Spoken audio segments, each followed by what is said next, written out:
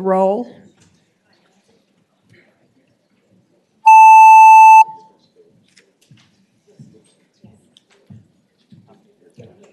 You have a quorum, Madam Chair.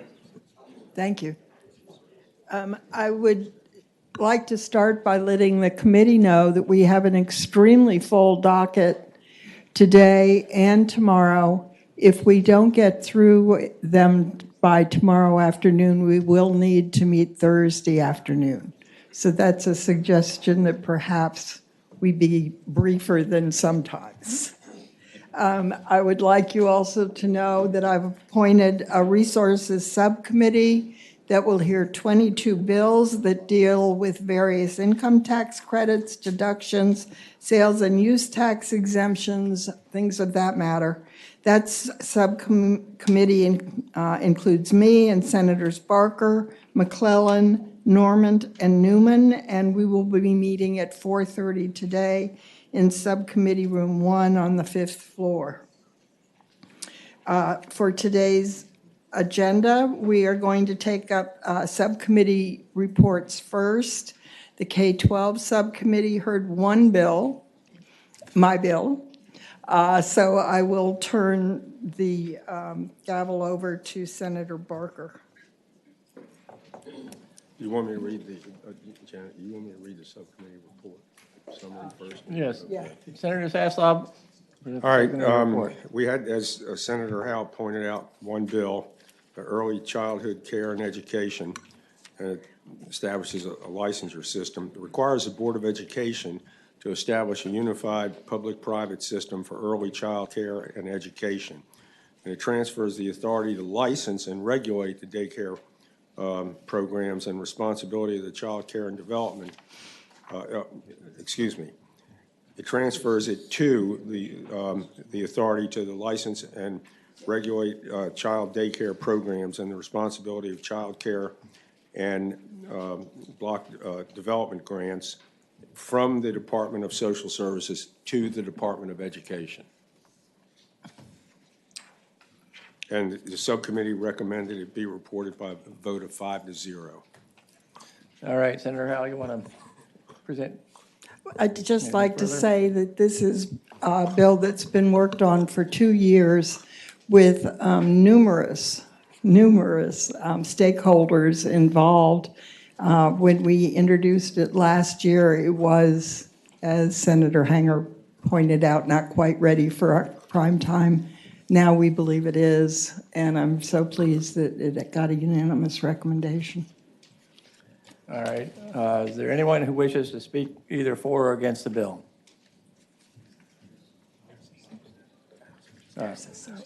All right, we do have a substitute, so could we distribute that, please?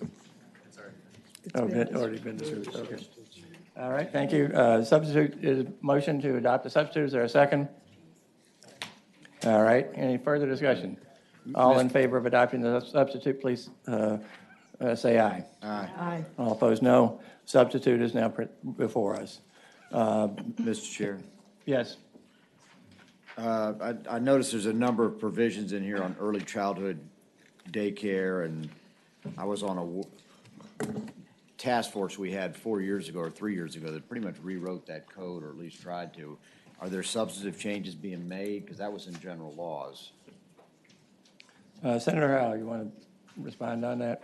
I believe in those, I'm looking for a backup because but I believe in those segments it was carrying, Holly, I believe it's consistent with what you did previously. Okay, all right. Correct. Senator, it picks up pieces of the DSS code and simply moves them over to the Department of Education. All right, any other questions from the committee? Madam Chair. All right, yes. Mr. Chairman. Senator Newman. Just a couple questions. This is a major change, and the movement to DOE, I think, is a really positive one. I just had a couple of technical questions. I don't know if a patron or Holly or someone else can help with it.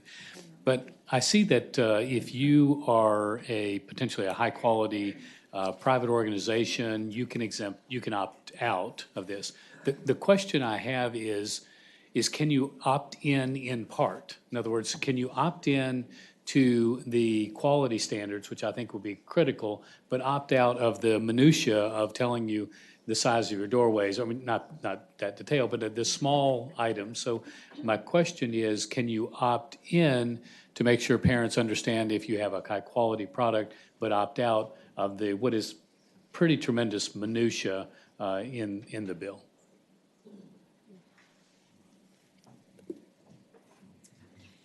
Good morning. Jenna Conway, Chief School Readiness Officer. Senator Newman, yes, you would opt into the quality measurement and improvement system. The way the bill lays it out over time, we would establish the system. Those that don't take private funding could see the kind of parameters expected in terms of the classroom observations and then make a decision if they wanted to opt in.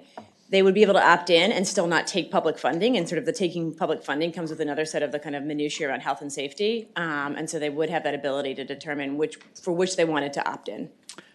Mr. Chairman, just Senator drilling down. Newman. That's a helpful answer. Let me just drill down just a little further, just to be clear. I get that you can opt in, and if you take funding, you're automatically in. But if you decide to opt in, can you just opt in a la carte, or do you have to come in all the way? And particularly directly on the quality standard. If you determine that you just want to be measured on quality outcomes, right, not quality inputs, quality outcomes, can you get that and still remain outside the system, which is what we all hope we have, is quality outputs?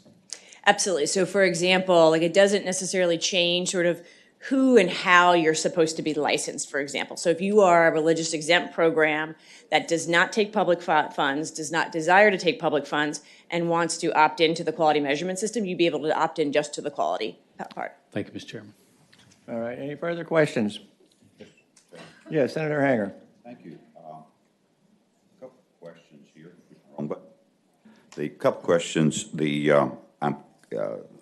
Senator Howe, the sponsor, pointed out that last year I did have considerable concern about moving forward quickly without the details being ironed out. And I'm comforted now by the fact that it does have a delayed enactment clause, which would put it out into July of 2021, and we would have an opportunity to look at it. But I had a couple specific questions, perhaps could be addressed later, but perhaps if Jenna could address these. One of the things that we've been engaged in with the Department of Social Services with some comprehensive child care legislation are the fingerprint background checks. Would that continue to be done by the Department of Social Services, or do you anticipate that that would be done in education? So based on our work with the Department of Social Services this summer, we determined based on kind of all of the comprehensive work, it would make sense for the Department of Education to contract back to the Department of Social Services to perform those comprehensive background checks as required by the federal law. So those would still be done by DSS. Okay. Mr. Chairman, Any further questions? there are a number of, I guess, concerns or issues that I would still have in my mind, but obviously a lot of work has gone into this. Senator Newman touched on some of that as far as the private daycares, particularly the religious daycares that may take federal funds through the block grant, how that would impact them over time. The other concern that I have, and maybe we can address that, I'm a bit timid about this, but I would say that we're not really, I'm concerned that we're not allocating enough backfill dollars to the Department of Social Services because of this transition with this large block grant moving over to the Department of Education. And in talking with the education officials, they're not sure exactly how much it's going to cost them to put this in place. And I'm not saying this in opposition to the movement, it's just a proper accounting.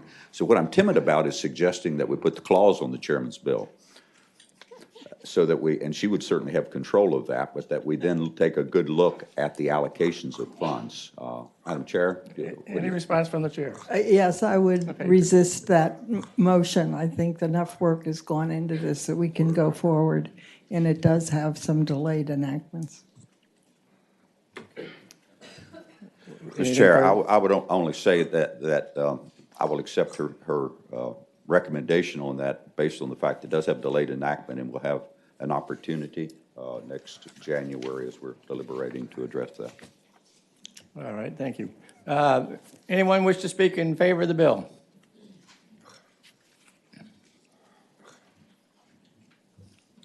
Mr. Chairman, members of the committee, Tom Smith, Superintendent's Association. We're in strong support of the bill. Appreciate Senator Howell bringing this forward. We have been partners in this process since the beginning, and we appreciate the opportunity to make comment. And so we're in strong support and ask you to move the bill forward. All right, thank you. Anyone else? Good morning. Emily Griffey, Policy Director at Voices for Virginia's Children. We support this bill and the companion budget amendments as a way to provide more access to opportunity for low-income 3- and 4-year-olds in the state of Virginia. Thank you. All right, thank you. Good morning, Mr. Chairman, members of the committee. We are very thankful to Senator Howell for bringing this bill forward. My name is Laura Fornash, and I represent E3, Elevate Early Education, and this bill is critical to advancing access for additional 3- and 4-year-olds, as well as providing investments in quality. Thank you. All right, anyone else to speak in favor of the bill? Anyone in opposition? All right, the substitute is before us now, so. Move to report. All right, we've got a motion and a second to report. Is there any further discussion or questions? All right, vote on the board.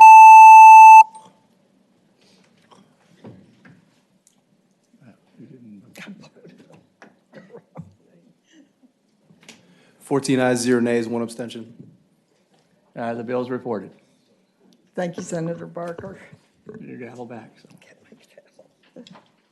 The HHR subcommittee also met, and we were unable to make official recommendations because we were never able to get a quorum with everybody in other major committees. We will hear one of the bills in full committee, although I think perhaps Senator Donovan she's not. So we will not hear it today. But I would move that Senate Bills 187, 297, and 501 go by for the week to allow the subcommittee to review them. Second. All in favor signify by saying aye. Aye. Okay. I also have a request. I have a request from Senator Pillion to strike his Bill 1085. And would so move. Second. It's been moved and seconded that 1085 be stricken. All in favor, record your vote aye. Opposed, no.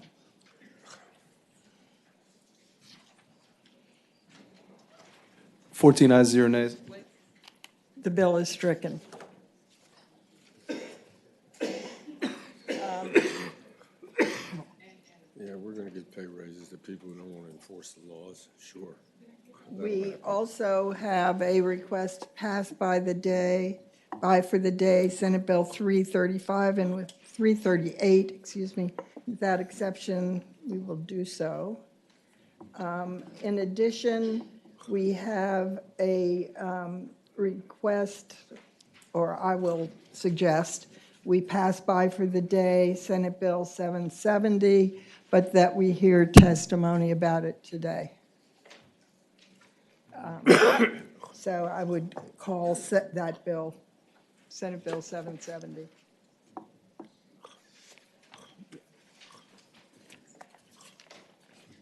Madam Chair, I also have 2 other bills that will be super fast, I think. Would we be able to hear those as well? They are not controversial.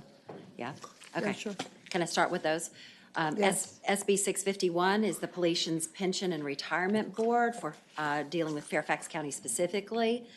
At the request of the Fairfax County government and Fairfax County police officers' retirement system, this would add 1 member to the Board of Trustees of the Fairfax County Police Officers Retirement System. This member would be elected by an active PORS member and would increase the representation from 2 to 3, giving equal weight to the Board of Trustees members by elected active members to those appointed by the Board of Supervisors. As I said, this is at the request of Fairfax County government. It only pertains to counties with the urban county executive form of government. I have Claudia Arco here to speak and answer any questions you all might have about this bill. Would anyone like to speak in favor of the bill? Madam Chairman, I'm Claudia Arco with Fairfax County Government. We asked Senator Boysko to put in this bill. We strongly support it, and this was a request from Fairfax County. Thank you. Thank you. Anyone opposed?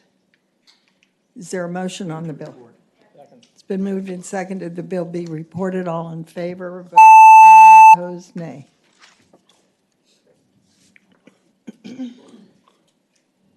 Sixteen ayes, 0 nays.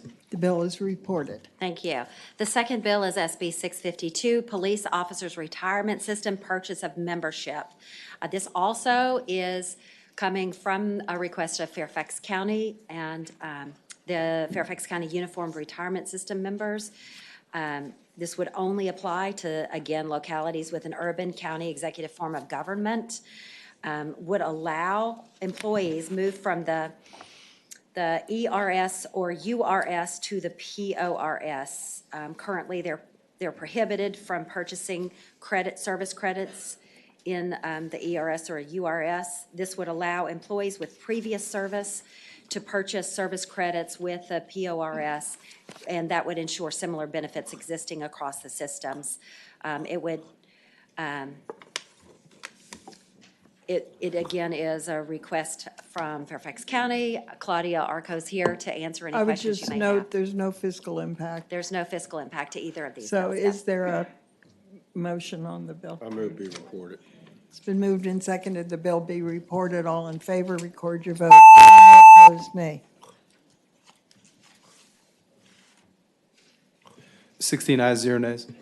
The bill's reported. Thank you very much, Madam Now you Chairwoman. have Senate Bill 770, but if anyone would like to speak to it this morning, they may. Thank But you. we will carry it over till next week. Yes, so if I could just explain the bill a little bit, it is dealing with paid family and medical leave. You know that everybody in this room has faced a challenge where they either needed to take time off from work to care for a loved one, to deal with a catastrophe in their family, bringing a new child into the world, adopting a child. We know that this is something that all of us are dealing with. I personally had a baby born in an emergency situation 2 months early. My husband didn't have the capacity to stay home with me. I wasn't able to drive. I had a 2-year-old at home, a baby in the NICU unit for 6 weeks. We know that these challenges are facing us. And the Bill 770 is a way that we can actually address these problems by creating an insurance program that would give us up to 12 weeks of employer-employee contributions, allowing for for paid family and medical leave at about 80% of your salary. There are 8 other states, including the District of Columbia, that have gone this route, and they would be making contributions in about the average size of a cup of coffee per pay period from the employer side as well as the employee side. This is an equity issue. Working families with lower incomes don't have as many options. Smaller businesses don't have the capacity to offer this to their employees. I've actually got some folks here who represent small businesses who are asking to be able to stay on par. Amazon's able to do this and other big companies, but some of our mom and pop shops don't have this ability. Yesterday, we passed the ERA amendment. I think this would be a great way to help women and families be able to take care of the things that they have to. We know that 70% of all Virginia households with children, that is nearly 1.3 million homes in Virginia. Both parents are working outside the home. We no longer have the ability to have the mom staying at home all the time. And we got to look at how we're going to address this demographic shift. Our older adults, we know we've got the silver tsunami in front of us with our baby boomers reaching their silver age. So that means people like me have to figure out, do I work? Do I take time off to care for my mom in her last few, days of life? These are real problems that we're all going to have to deal with. And the Paid Family and Medical Leave Bill provides a concept which is flexible. We could work through the challenges that people have to figure out how we can make this work for Virginia. I have Dr. Sarah Jane Glenn, who is a national expert and has worked with other states to to implement this around the country here to speak, as well as a couple of other people who would like to share their input. And I know we've been working on this for 2 years. We had a work group over the summer, and I appreciate your time in listening to me today. Thank you. Thank you. Anyone who would like to speak in favor of the bill? Did you have a question? Good morning. My name is Terrence Walker, and I'd like to speak in favor of this bill.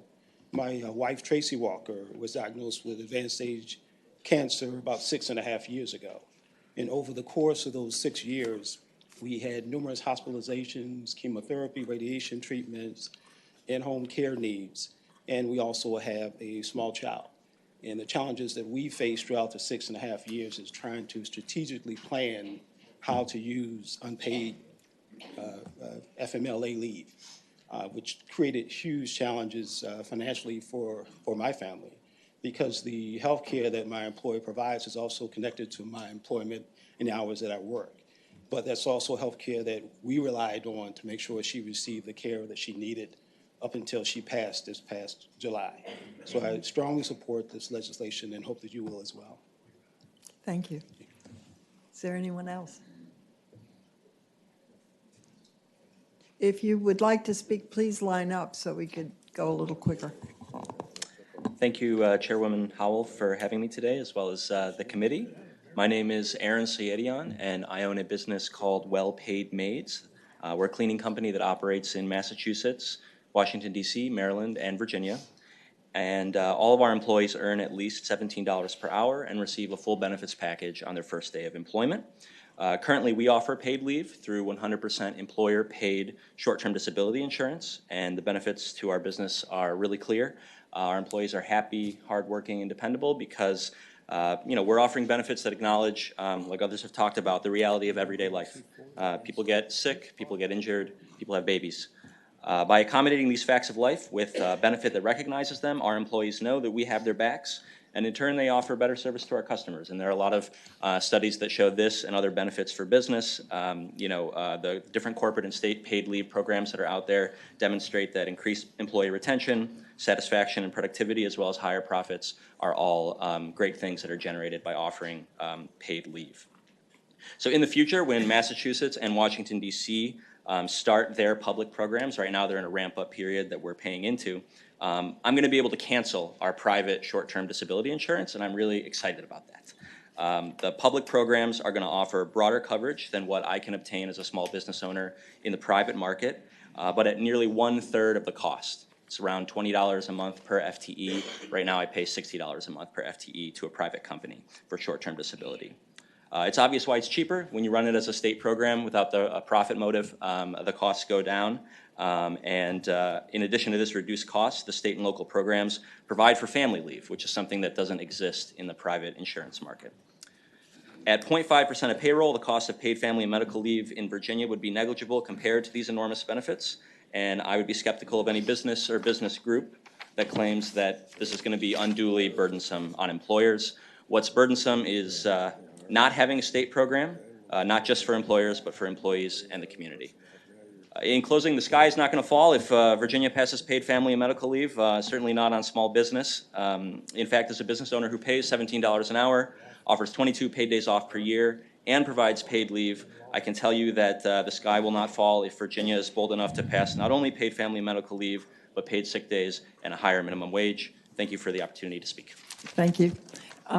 The next to speak in favor, and if you have points that haven't been previously made, that would be helpful. Absolutely, Madam Chair. Thank you. My name is Freddie Mejia. I'm with the Commonwealth Institute for Fiscal Analysis. We support Senator Boysko's SB 770. Just like to point out that this would benefit anyone who needs to take time off to care for a loved one, care for a new addition to the family, or themselves. But particularly, this would be a great program for low-income families who may not have the savings to be able to afford extended leave with no pay. Others simply do not have that option available to them currently. And so with that in mind, I ask you to support this bill. Thank you. Thank you. Good morning, Chairwoman. My name is Dominic Procopio with the Main Street Alliance, a nationwide network of small business owners, and we're here in strong support of the paid leave bill, which is an economy boosting and small business boosting piece of legislation. Thank you. Thank you. Yes. Good morning, Chairwoman. I'm Natasha Crosby, Realtor and President of the Richmond LGBTQ Chamber, and we support paid family and medical leave. Thank you. Thank you. Good morning. I'm Sarah Jane Glenn. I'm a senior fellow with the Center for American Progress and a national expert on paid family and medical leave. I've also worked with a number of states in developing and implementing similar programs. I would like to say that I'm very much in favor of this particular piece of legislation, and a couple points that I think are important to keep in mind. These are not new ideas. Programs such as this have been in place since just after World War II across the country. So while this would be a new program for Virginia, there is a wealth of data and evidence from other states that shows how these types of programs can work. And we know that social insurance is the most cost-effective and efficient way to offer these types of benefits to a state workforce. I also think it's important to keep in mind the benefits that can come to the state, not only in providing these benefits for workers, obviously that has an impact on families' economics, but there's also great potential and a lot of data to show the cost savings that the state could experience across other programs such as WIC, SNAP, TANF, Medicare, and Medicaid. So I hope that some of those other cost savings will also be kept in mind when thinking about the fiscal implications of this bill. Thank you. Thank you. Anna. Thank you, Madam Chair. Anna Scholl with Progress Virginia. We also support the legislation. As someone running a small nonprofit and from a family of small business owners, the ability to plan for employees to have a baby or unexpected medical leave when they or a family member is sick would make management and HR so much easier financially on our end. I myself have had 2 children managing maternity leave while also running a small organization, and we also have staff going out on maternity leave. Those questions around financial costs for folks who may be caregiving for a family member who has fallen ill or things like that. For small organizations, small businesses can be really challenging. The ability to plan ahead, to have that state insurance program to make sure that those costs are taken care of in advance would give a lot of people a lot of additional flexibility. I'm Marjorie Signer. I'm with the Virginia chapter of the National Organization for Women. We has supported paid family and medical leave for decades, and thank you for this opportunity to advance it. Thank you. Are there some opponents who'd like to speak?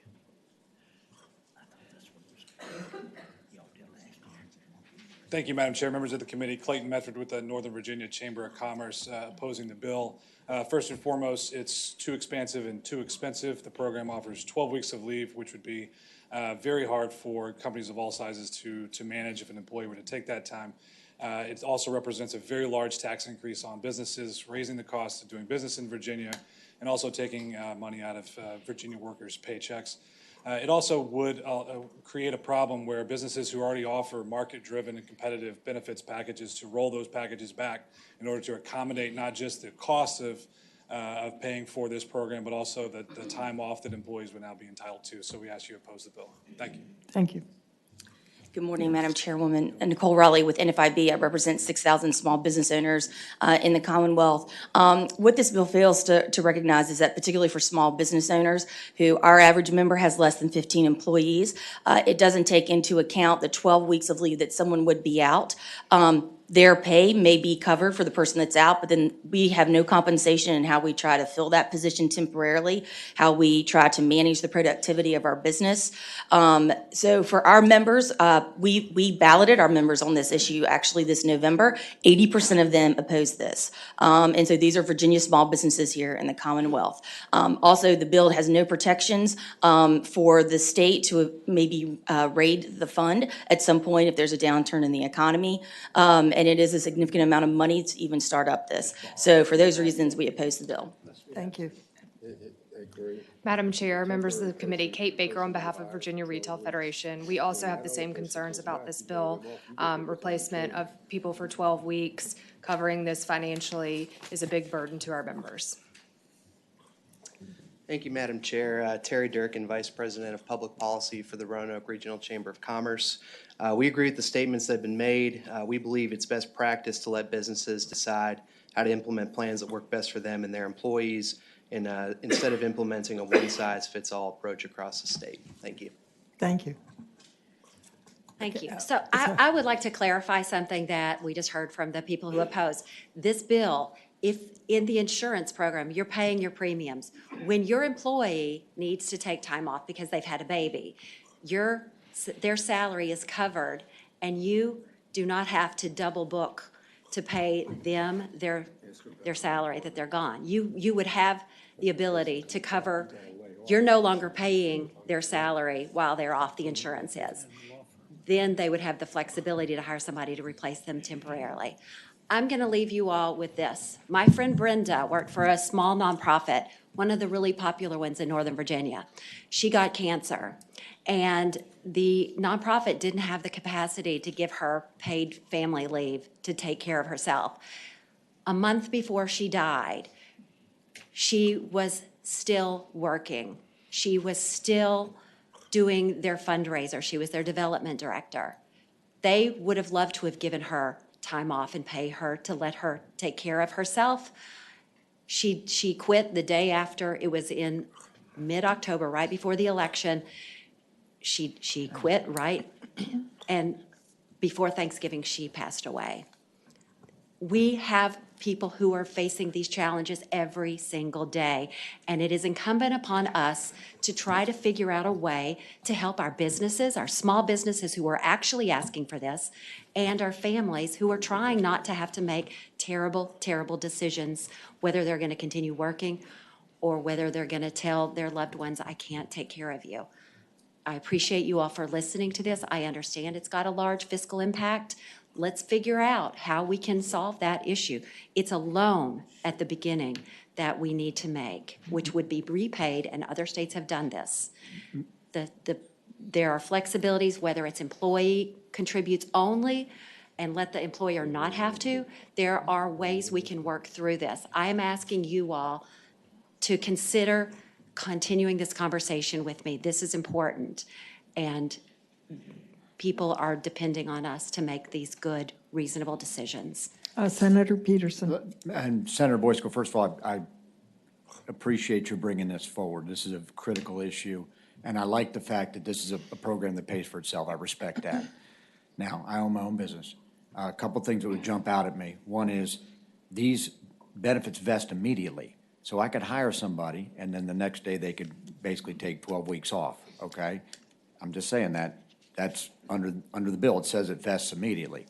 Second thing is that, and my mother-in-law lives with us. She has a stroke. She's completely disabled. So theoretically, now I'm not an employee, but either me or my wife, and we co-own the business, would be eligible at any time to take 12 weeks off because we care for her. So I guess my question is, as we move forward in this conversation, how do you deal with situations where, again, a catastrophic situation occurs, and I totally understand that, and a baby occurs, and I understand that, and there's a separate argument, by the way, about people without children subsidizing people with children taking leave, but that's a separate conversation. I guess my question is, how do we get a little bit more precise on these definitions so people don't use this in a way that's not how it's intended? Sure, Madam Chairwoman. So even an independent contractor who's just working for themselves could buy into this in case they had an emergency. And if there were something, they could take their time to get through and still receive a portion of their income, up to 80%. So you would be able to take it, and you would still be able to take time off and benefit from this program yourself. This is a starting point. This is not a take it or leave it proposal. There are gradations that other states have done. This is my first step at saying, hey, let's look at this.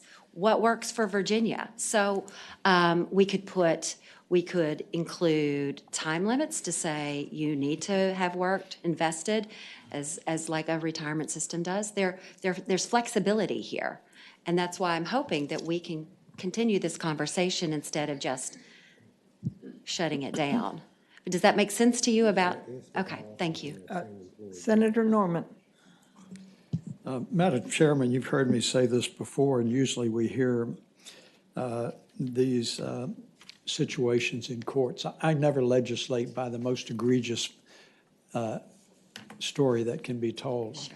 And that's not insensitivity. I just don't think that votes are driven by emotions. But you indicated that the startup costs were going to be provided by a loan. Is that correct? That's the request in the bill, yes, and that's the way other states have done it, and we have seen, and Sarah Jane can talk about it, that take a loan, and then within 2 years, it's been fully replaced. Madam Chairman. Yes, Senator Norman. Is that loan going to pay for the 250 new full-time employees that we're going to retain on a permanent basis to operate this program? That's not the, I'm going to ask Sarah Jane to explain to you what other states have done, No, just to my clarify. question is I don't very think it's going to simple. take. No, I'm sorry, we're not going to have that much time. Very simple is, are the 250 full-time employees necessary to operate the program going to be paid for by a loan? It's the startup cost to get the program started. I do not believe that we have to have 250 employees. In fact, we could even choose to go through a private company to carry this benefit. This is not, again, this is a starting point, trying to get a conversation going with the General Assembly to figure out a way that we can do this. Madam Chairman, the only thing Senator that we Norman. can rely upon at this point is the Virginia Employment Commission said startup cost at $70 million, and I realize this is work in progress, and staffing of 250 full-time employees for the program with operational ongoing costs at $33.5 million. And the $33.5 million would primarily be the cost for the Commonwealth's But Madam Chairman, you would agree that's going to be employer- a general fund expense? I hear you. No, do you hear me? Do you agree that it's going to be a general fund expense? But think about the things that you're saving with, Madam Chairman, I withdraw my question. okay, that's fine. Okay, yep. Senator Sasslaw. Madam Chairwoman, the ongoing administrative cost would be paid for by the fund itself. So I just thank you for the question. One of the questions that I have, Senator Boysko, is, so this person, let's say, is there 6, 7 months, 8 months, a year. One of the parents gets sick. They need to help take care of it. Now, for 12 weeks, I've got to hire a person to take their place. When that other person comes back, I got to lay that person off. Is the state going to pay my unemployment insurance as it goes up as a result of that? Madam Chairwoman, I would expect that when you hired the replacement person, you let them know that it would be a temporary cover for your. That doesn't seem to work with the state, okay? You hire them, they work for you a certain period of time, more than 20 hours a week, they're full-time. And you need to understand that. Then what happens if the following year, the other parent gets sick? How many times can an employee pull this? Is there any limit? Or can they just do it once a year? If they have their doctor's authorization, just like you would through So every the year you federal- have to give the them federal 12 program, weeks off they every would- year. That is not. Please go through the chair, Senator Yes. Sasslaw. Madam Chair? Yes. So every year, in theory, as this bill is written, they could get 12 weeks off every year to take care of their parents. Madam Chairwoman, again, you have to provide documentation and studies show, I mean, the evidence around the country has not been that people have taken advantage of this. This is something that people are using judiciously and thoughtfully and carefully. Nobody wants to have to leave their jobs, and there's just, abuse has not been shown in the data from other states where this has been implemented.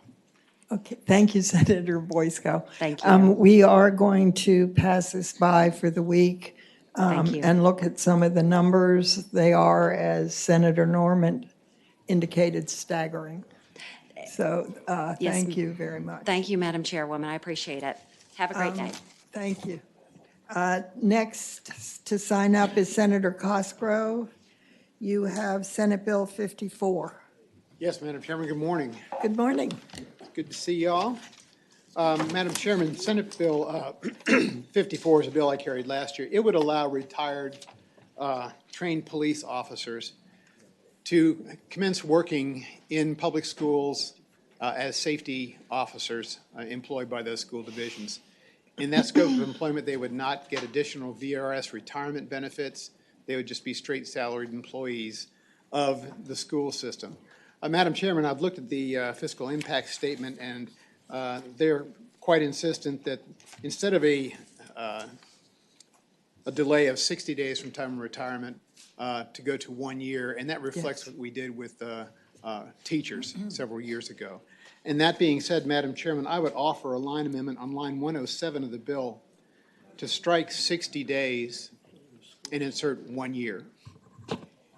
Thank you, Senator. I think that's an important amendment. Yes, ma'am. So, I would, is there a motion on the amendment?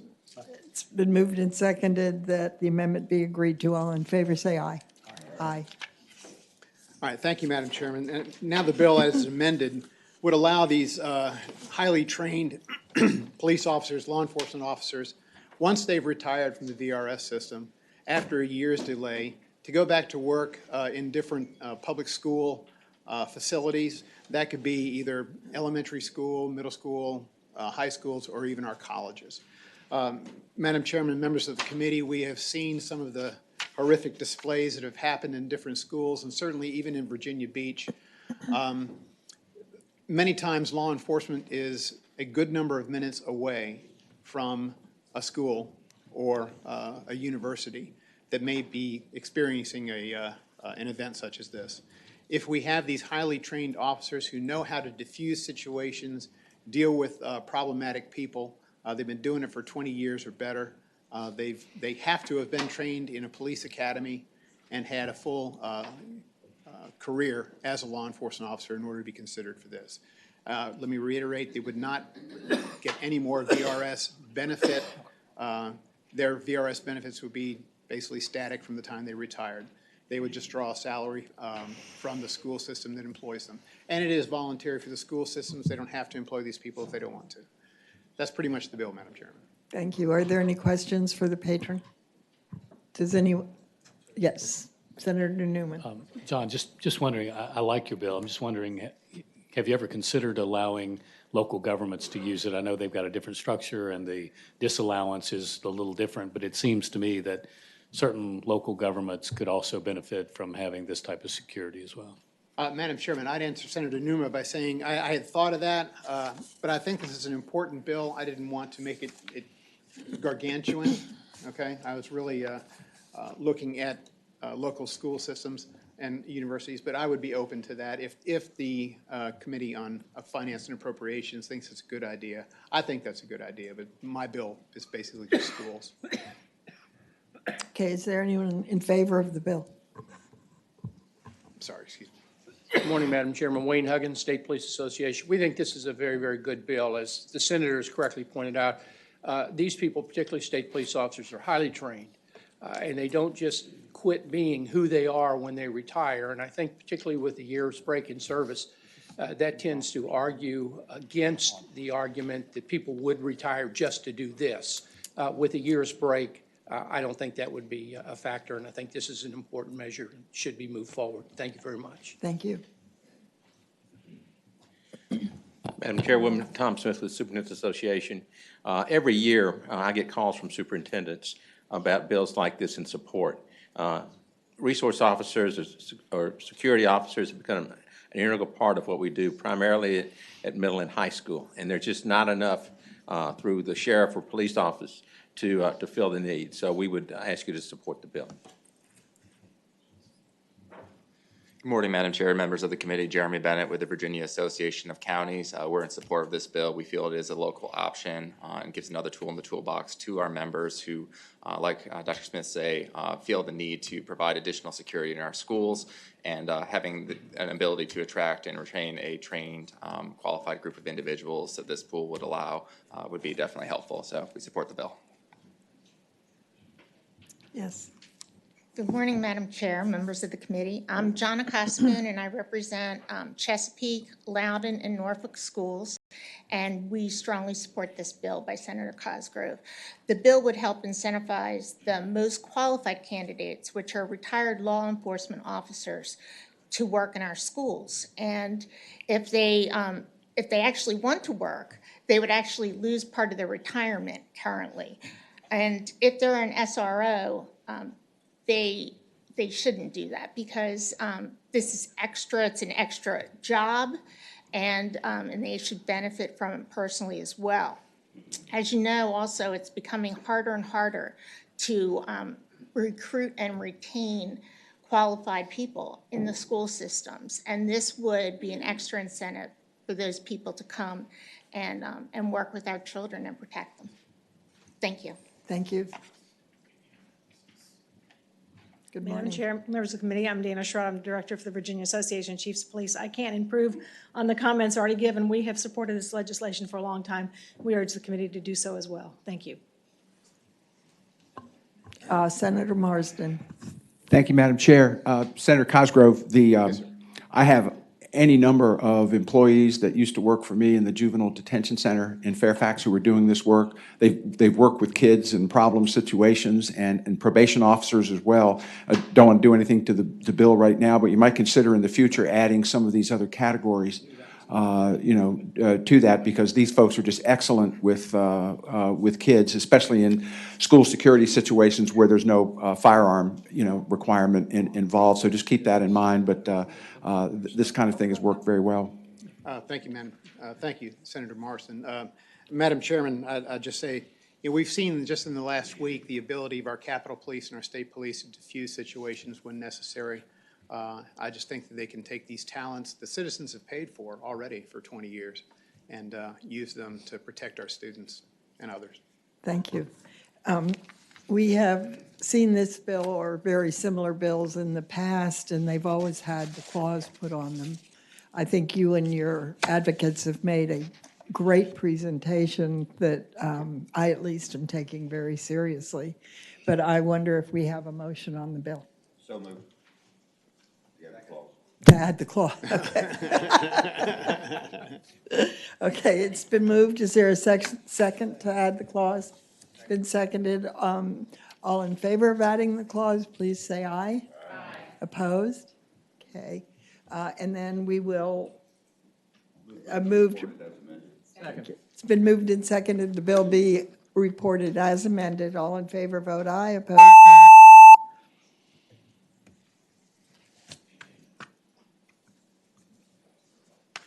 15 ayes, 0 nays. 15 ayes, 0 nays. The bill as amended is reported. Thank you, Madam Thank you, Chairman. Senator. Senator D-Stuff. He's not here. Okay. Senator Chafin.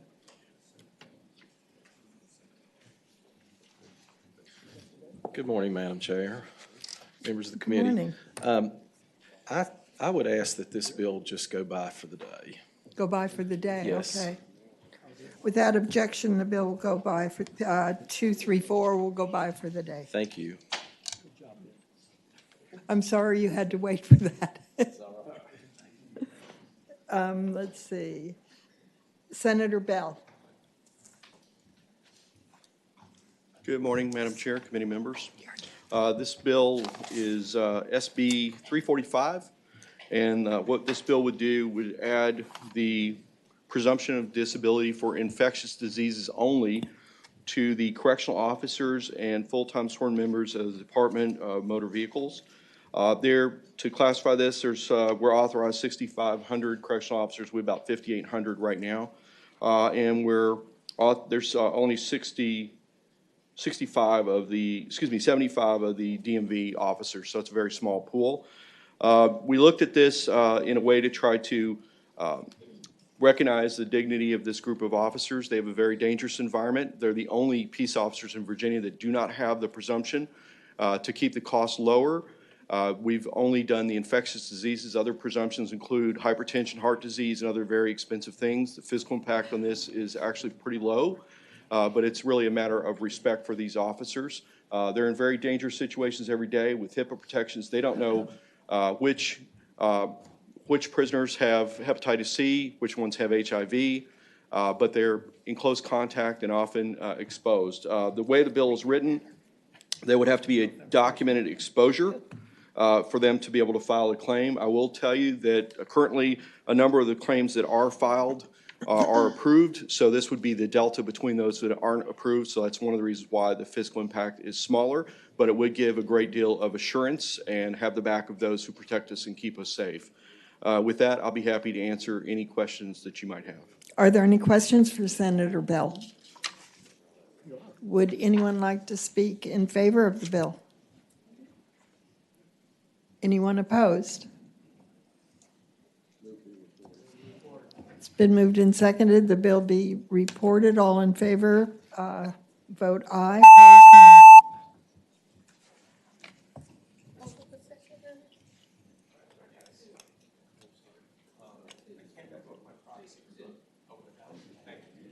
16 ayes, 0 nays. The bill is reported, Senator. I thank the committee. Let's see. Senator McDougall. Thank you, Madam Chairman. Senate Bill 605. Madam Chairman, this is a bill that went through the Health Insurance Reform Commission. JLARC did a study, and it's dealing with particularly individuals that have inherited metabolic disorders, and it has to do with proteins. Right now, the definition deals with calories, not with protein, but many of these individuals need certain amount of protein. Madam Chairman, I think since the bill moved from the Ed and Health Committee to you, there was a realization that on line 26, there was an and that needed to be an or. I think somebody has that. Yes, so yes. If the committee would be favorable to make that change so we don't have to fix it, I think when it got drafted, somehow we missed that. Is there a motion on the amendment? It's been moved and seconded. The amendment be agreed to. All in favor, say aye.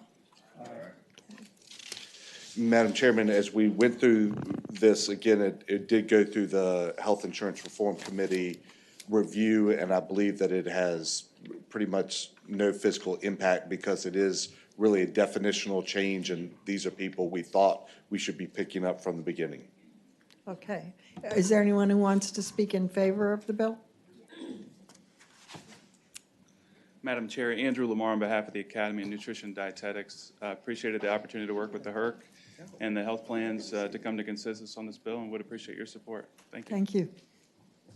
Mr. Chairman, Doug Gray on behalf of the Virginia Association of Health Plans. We're supportive of this bill, worked out the details, and got the scope right in the Health Insurance Reform Commission.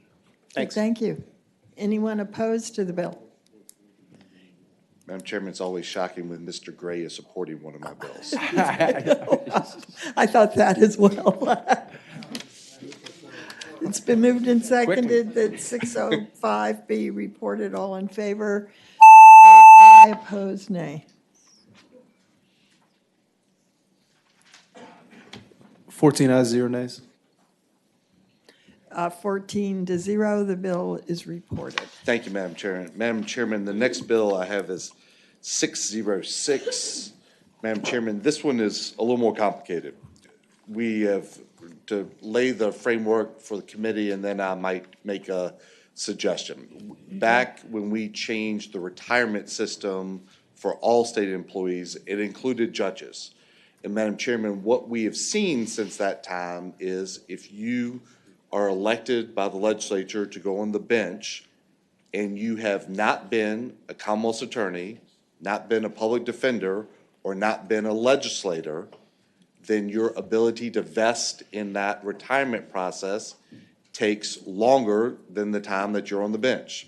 So, Madam Chairman, unless you go on the bench if you're in your 30s, which are not the individuals that we're trying to make sure are in these roles, we want individuals who have had a significant amount of practice, have seen different circumstances come up, some seasoning. You want individuals who are at the end of their or at the pinnacle of the career, not at the beginning of the career.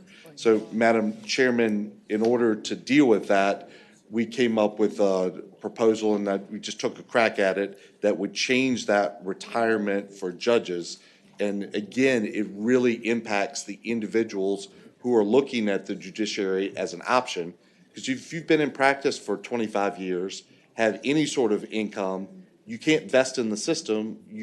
It is financially a disadvantage to go on the bench. And those individuals routinely in their late 50s or early 60s are saying, I can't do that because of the negative impact it would have on my income, because there is, in essence, no retirement for them because of the way the system's set up. But Madam Chairman, I don't think the bill as it's currently drafted is ready to deal with that, but it is a big issue and one that we will continue to find ourselves being forced to rely on individuals who have limited practice experience to go on the bench, because they're the only people that are going to be able to financially afford to do this. So what my request is if the committee would consider carrying this over for the year and have some subcommittee meetings on where we bring in VRS. I don't know if the Supreme Court is here.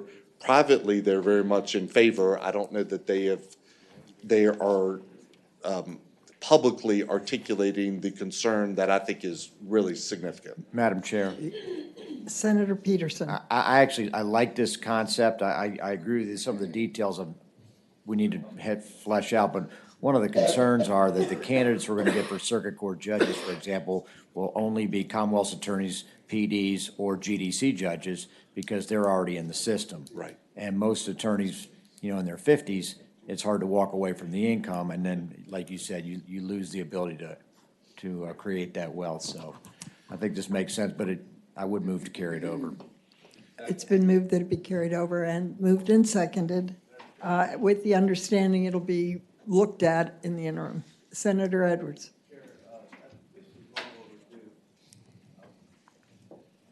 This is long overdue, Madam Chair. A lot of us think we've been putting people on the bench too soon, too early in their career, and they get burned out. At the same time, we're discouraging people from going on the bench later in their career when they're more experienced and would make sometimes better judges. And so I'm glad to see that we're finally looking into this issue. It's a very important issue. Madam Chair. Senator Deeds. The problem that has been plainly identified by Senator McDougal's bill was logical conclusion of action that began in this General Assembly in the late 90s, about 95, actually, when we started taking the multiplier down from 3.5 per year for judges to 2.5, and then to 1.5. But now the only people who are going to be vested, as Senator McDougal clearly identified, the only people that will vest in the system are people that become judges in their 30s, when they're clearly not ready to be judges. If we want the best people on the bench, we're going to have to take a look at this issue, real hard look over the next year. And I thank the senator for this bill. Okay, we have a motion to carry it over with the understanding that it will be studied in the interim. All in favor, please vote aye. Opposed, nay.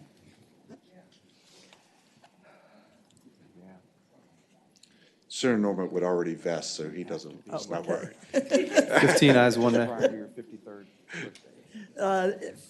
15 ayes, 1 no. The bill is carried over. Thank you. Senator.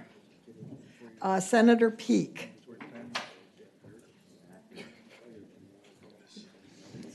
Thank you, Madam Chair and members of the committee. I'm here on Senate Bill 202 for a constituent of mine, and also served in the city of Lynchburg. Do you have a comment? Yes. Yeah, Mr. Senator, we've been told that this bill is unconstitutional because it's special legislation. I have heard rumors to that effect as well. I'm not sure I'm convinced of that, but it has not been ruled on, certainly by the Supreme Court or anyone at this point that's been ruled unconstitutional. But yeah, I've heard rumors that argument has been made, but until the court rules, it's not unconstitutional. Well, Madam Chairman. it's pretty blatant. I would commend Senator Peake for doing this, and I'm not a constitutional lawyer, but I stayed at a Motel 6 one time and read. One you probably own. You know, and I think it has some constitutional infirmities. Is there a motion?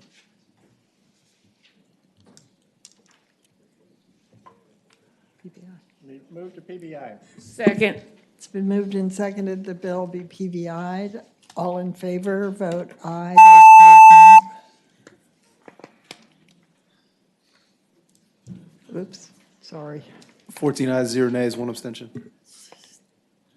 Okay. I hit the wrong button for Zaslow. Would you vote aye?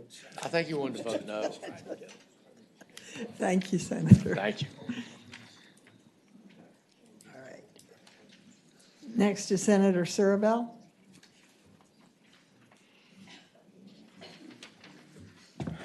Thank you, Madam Chairman. I have two bills. One you heard last week, that would be Senate Bill 639, has to do with the opportunity zones. I had a proposed line amendment for that. It was suggested to me by the opportunity zone, the Go Virginia people. Do you have that? Yeah. And I would, the amendment doesn't say it, but we would strike the new language on 105 and 106 and replace it with this. Or add this in a different place. So, Madam Chair, the amendment is on line 113, after the word region to insert, or if the grant is in support of a project that would create jobs in a qualified opportunity zone. Right, so it takes out the mandate, of the 25%, and it just, it adds to the section which talks about areas in fiscal distress, language that they consider that it's in an opportunity zone. So, and it's not a mandate, it just adds a factor they have to look at. That's all it does. Is there a motion on the amendment? Move the amendment. The amendment's been moved. Is it seconded? Second. It's been moved and seconded. All in favor, please say aye. Aye. Aye. Opposed? Amendment's adopted. Right, so as amended, subsection L, which talks about fiscal distress and exceptional economic opportunity, it just also adds, or the, it's in an opportunity zone. These opportunity zones are all over the Commonwealth. My district, I think, has, I want to say, 9 census tracts that are in opportunity zones because of the amount of distress in the district I represent, the Route 1 corridor. And I just want to make sure that we're looking at these areas as being a real focus of this and not just the areas that already have all the jobs in our areas, which I feel like a lot of this money tends to go to. Senator Norman. Thank you, Madam Chairman. Has the current Go Virginia Board or their leadership endorsed this approach? They haven't endorsed it, but all I can tell you is that Tom Rust called me up and he said they were going to have some alternate language to suggest to me, which is where the amendment came from, which removes the mandate. There's no mandate at all in the bill, but so this suggestion was given to me by them, but I can't tell you that they said, and with that, we would endorse or support the bill. And I don't know if they're here or not, and they haven't come to see me, but this was their suggestion. Madam Chairman. Senator Norman. A great deal of effort has been put into creating the infrastructure to implement Go Virginia, and the board has worked very hard to try to maintain some equilibrium amongst various jurisdictions and awards. Why do you want to screw with it so early when we're still trying to get it off the ground? Because in my experience, what I see, at least in my area of the state, I can't speak for your area or other places, is that when very little of these types of programs tend to get focused in areas that need the most investment and the most help. And I see a lot of investment and attention going into creating jobs in areas that already have it, whether it's Arlington, Metro Corridor, Alexandria, Tyson's, the Dulles Corridor, and the areas that were built out earliest tend to get the least attention when it comes to new jobs. And I feel like these kinds of programs ought to take that into account when they make their decisions. There's a little bit of a nod to that in the existing language. It talks about areas of fiscal distress, but I think these opportunity zones present a really unique opportunity to create capital investment. Senator Norman. How many Go Virginia boards have you attended? 0. How many MEI boards have you participated in? 0. Madam Chair. Is there, yes, Senator Newman.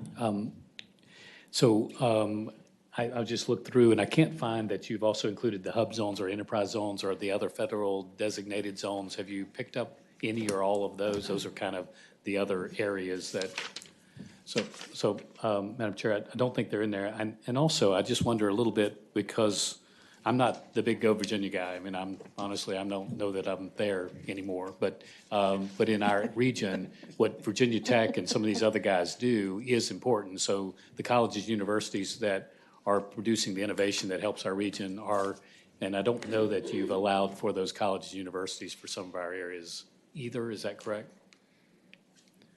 Yeah, my bill doesn't have anything to do with that. But the opportunity zones didn't exist when this bill went through.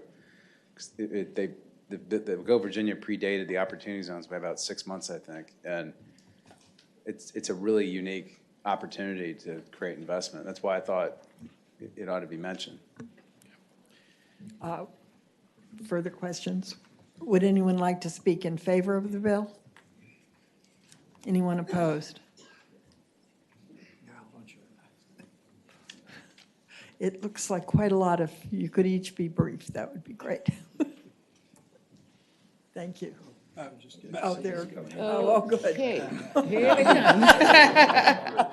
They just coming through. Okay. Madam Chair, members of the committee, Clayton Medford, Northern Virginia Chamber. We had some strong concerns with the bill as drafted. Senator Sorrell did take our suggestion in moving the requirement that 25% of the money be held back for investment in opportunity zones to making it another way for the localities to reduce their local match. Appreciative of it, still have concerns that that this is maybe not the place for the best investment with Go Virginia. It's already kind of a challenge to get those grants, and so we're neutral on the proposal, but appreciative of the amendment. It does make it much better. Thank you. Madam Chair, members of the committee, Chris Lloyd from McGuire Woods on behalf of the Go Virginia Foundation. I echo the exact same comments we made. The bill as introduced was very concerning to a number of the regional councils and the members of the board and the private foundation. Did give Senator Surville the idea that if he wanted something recognizing opportunity zones, that the way to recognize it is just like the economic distress criteria that's already in the Go Virginia statute that allows the board to reduce the match, that if we wanted to have something, that would be one way to do it. So, but leave it up to the will of the committee. Thank you. Thank you. Anyone else? Is there a motion on the bill? I'd move to pass the bill by indefinitely. It's been moved the bill be passed by indefinitely. Is there a second? It's been seconded. All in favor of passing the bill by indefinitely signify by voting aye, and nay if you don't. 11 ayes, 5 nays. 11 ayes, 5 nays. The bill is passed by indefinitely. Thank you, Great. Senator. Yeah, I have one more. Okay. The other one's Senate Bill 246. Okay. Senate Bill 246. Yeah, this bill was a bill that I had a constituent who came to me, and I worked with the DMV, and the DMV told me they'd received similar issues around the state where people don't want it. Some people who don't feel like their gender is either male or female want to be able to indicate a non-binary gender. They want to be able to put X on their driver's license. The DMV was already planning on making this change to their system, and they supported the idea of putting it in code so their authority to do it was clear. And so they were fine with it. But I guess during committee it popped up that the courts people said that they were going to have to do something to their court computer because when the information is transmitted from DMV to the court system or something, the court system can't handle an X, and there's some software engineering costs or something wrapped up in it. And so I think that's why I got sent here. Yes. I got a question. Jason. Finance committee staff were provided a draft fiscal impact statement from courts that was not incorporated into the published fiscal impact statement, indicating a $41,000 cost to the court system for reprogramming. Madam Chair. Senator Peterson. I have a question. I mean, right now, men typically are charged higher for auto insurance premiums than women. Now, maybe that's going to change after we pass the ERA, but what do you do with somebody that's neither a man nor a woman? How are they categorized for auto insurance? You can ask Chris Legault that. I can't answer that, but I don't think it has anything to do with the driver's license. DMV said they don't really care what sex you are in terms of licensing you, so. Love to hear that answer. Okay. Is there anyone in favor of the bill? I know Equality Virginia was supporting it, yeah. Is there anyone opposed to the bill? Is there someone? The Family Foundation didn't like it, but, yeah, see. That is correct, Madam Chairman. Josh Hetzer with the Family Foundation. I want to just read you the line of the bill. It says applicants shall be permitted to choose between male, female, or non-binary when designating the applicant's sex on the driver's license application form. So there's no limitation on which of those three anyone can choose. So a man could choose woman, a woman could choose man, and anyone could choose non-binary, which is undefined, and we're not sure what that means. I think not only can this lead to great fraud in a number of ways, but it would, understand, essentially eviscerate the distinction of male and female as a matter of law because of the way that people tend to interact with the law.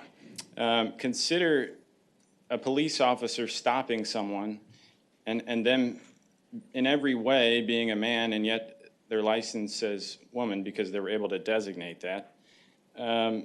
Where are they to take them if they're arrested? By what pronouns are they to call them? This creates a number of problems that I don't think have been worked through, talked through, and I think it's going to be an additional burden and cost to the state in a variety of ways. I think additionally, we're creating a Christmas tree here. I think we all don't like Christmas trees too much around here. But today it's non-binary. What will it be tomorrow? If it's no longer male and female, can it be other? You know, Facebook has created 38 different genders, and that may work for them. That's fine. But we're talking about law. What implications does it have in the law? So I don't know where this ends if we go beyond male and female. And finally, I want to make the point that really if a person can change their objective sex as male or female by showing no proof, just simply deciding that on their driver's license, what would stop them from doing the same also with their height, their age, their eye color, their weight? These are objective facts, and they matter. So I would encourage you to think about that. Senator McClellan. Thank you, Madam Chair. In the Transportation Committee, we heard testimony from DMV that there really is no reason to have gender on the driver's license at all. As a matter of fact, under the federal Real ID requirements, they do not require gender at all to be on the driver's license. I think we also heard some testimony from state police when asked similar questions about pat downs, if they have to do a pat down, and typically they ask the person if they want a pat down from a male or a female. They don't look at the driver's license to decide how they're going to treat you. And I would also note that we had a similar issue with birth certificates, where it was the state who decided what would be designated on your birth certificate, not the individual. That was in the Racial Integrity Act of 1924. That led to one person, in vital statistics, having an application that had two choices, white and colored. And for our native Virginians who were not either, because one person decided what they are, rather than letting them designate what they are, they were wiped out, statistically, from the Virginia rolls. And that is exactly why those same tribes had such a hard time being recognized by the federal government. If there is no public policy reason to have gender on the driver's license, and we probably ought to get rid of it altogether, but if we're not going to get rid of it altogether, in the meantime, why don't we let the person applying for the driver's license determine what their gender is, not the state. Is there further discussion? I've got, Yes, Senator Peterson. okay, I'm holding up my driver's license. It says sex M. Now, is it, I mean, I guess, are you saying, what would it be if it was not sex M or sex F? What would it be? X. It would be an X. Okay. Right, I would note that 16 other states have done this, including Utah, Indiana, DC, Maryland. It's not, this isn't like treading new ground anywhere. Senator Norman. Thank you, Madam Chairman. Senator Serval, as you know professionally, when someone is stopped for a traffic violation, one of the first things that happens is the officer asks for their driver's license and registration. And then when they are charged, if it's not a particularly serious traffic violation, they are issued a uniform summons. If this goes through, are you contemplating that the executive office of the Supreme Court needs to revise all of those forms to eliminate any gender reference on the uniform summons? No, I mean, first of all, I think if they were to indicate the wrong gender on the summons, I don't think that would affect the validity of the charge. But this doesn't say anything about the uniform summons. And I would think if they got a license with an X on it, they would just put X for gender, probably. I mean, but I don't think it would matter if they put down A, B, or C either. I mean, in terms of the validity of the charge. So, but the Supreme Court's concern was that their computer system can't handle an X, and so they have to do some software stuff to make it handle that. Madam Chairman, the second question, Senator just Norman. sort of carrying through on that scenario, if they place them under arrest and take them down before a magistrate to declare a bond, and they're going to retain them in a correction facility until the bond is posted, who makes the determination whether to put the individual in a female pod or a male pod? I don't know. And John Jones could probably tell you that, but I don't think it has anything to do with what their license says. Like, I mean, I don't think that's going to affect the decision necessarily. Okay, thank you very much. Is there a motion? Oh, Senator Marsden, I do want to point out we're barely halfway through the agenda. Okay, If just that. very quickly in answer to Senator Norman's concern, that issue didn't deal with quite the volume of a jail, but at a detention facility, we had to deal with similar kinds of situations, and they can be dealt with sensitively. My only comment here is that in the notes here, it says it is possible that this line of credit could be used to absorb the costs. Possible is not a very definitive term here as to whether this is or is not going to be covered by the money that's been appropriated to DMV. Do we have DMV here to say one way or the other whether this is going to be covered? Scott Cummings, Department of Motor Vehicles. There's a small fiscal impact to the vendor that we have that does our license plate, that does our driver's license, and we can cover this out of. Thank you. Out of this. Senator Evan. Briefly, Madam Chair. Senator, you said there are other states this is happening in, so I'm assuming it's fine on the airlines when you use your identification? Nope, nobody's made me aware of an issue. Okay, thank you.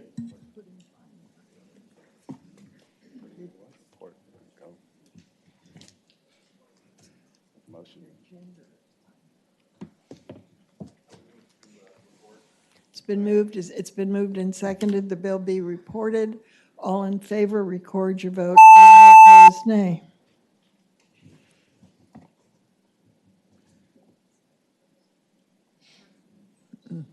Great. 10 ayes, 5 nays, 1 abstention. 10 ayes, 5 nays, 1 abstention. Great, The thank bill's you. reported. Thank you. Senator McPike.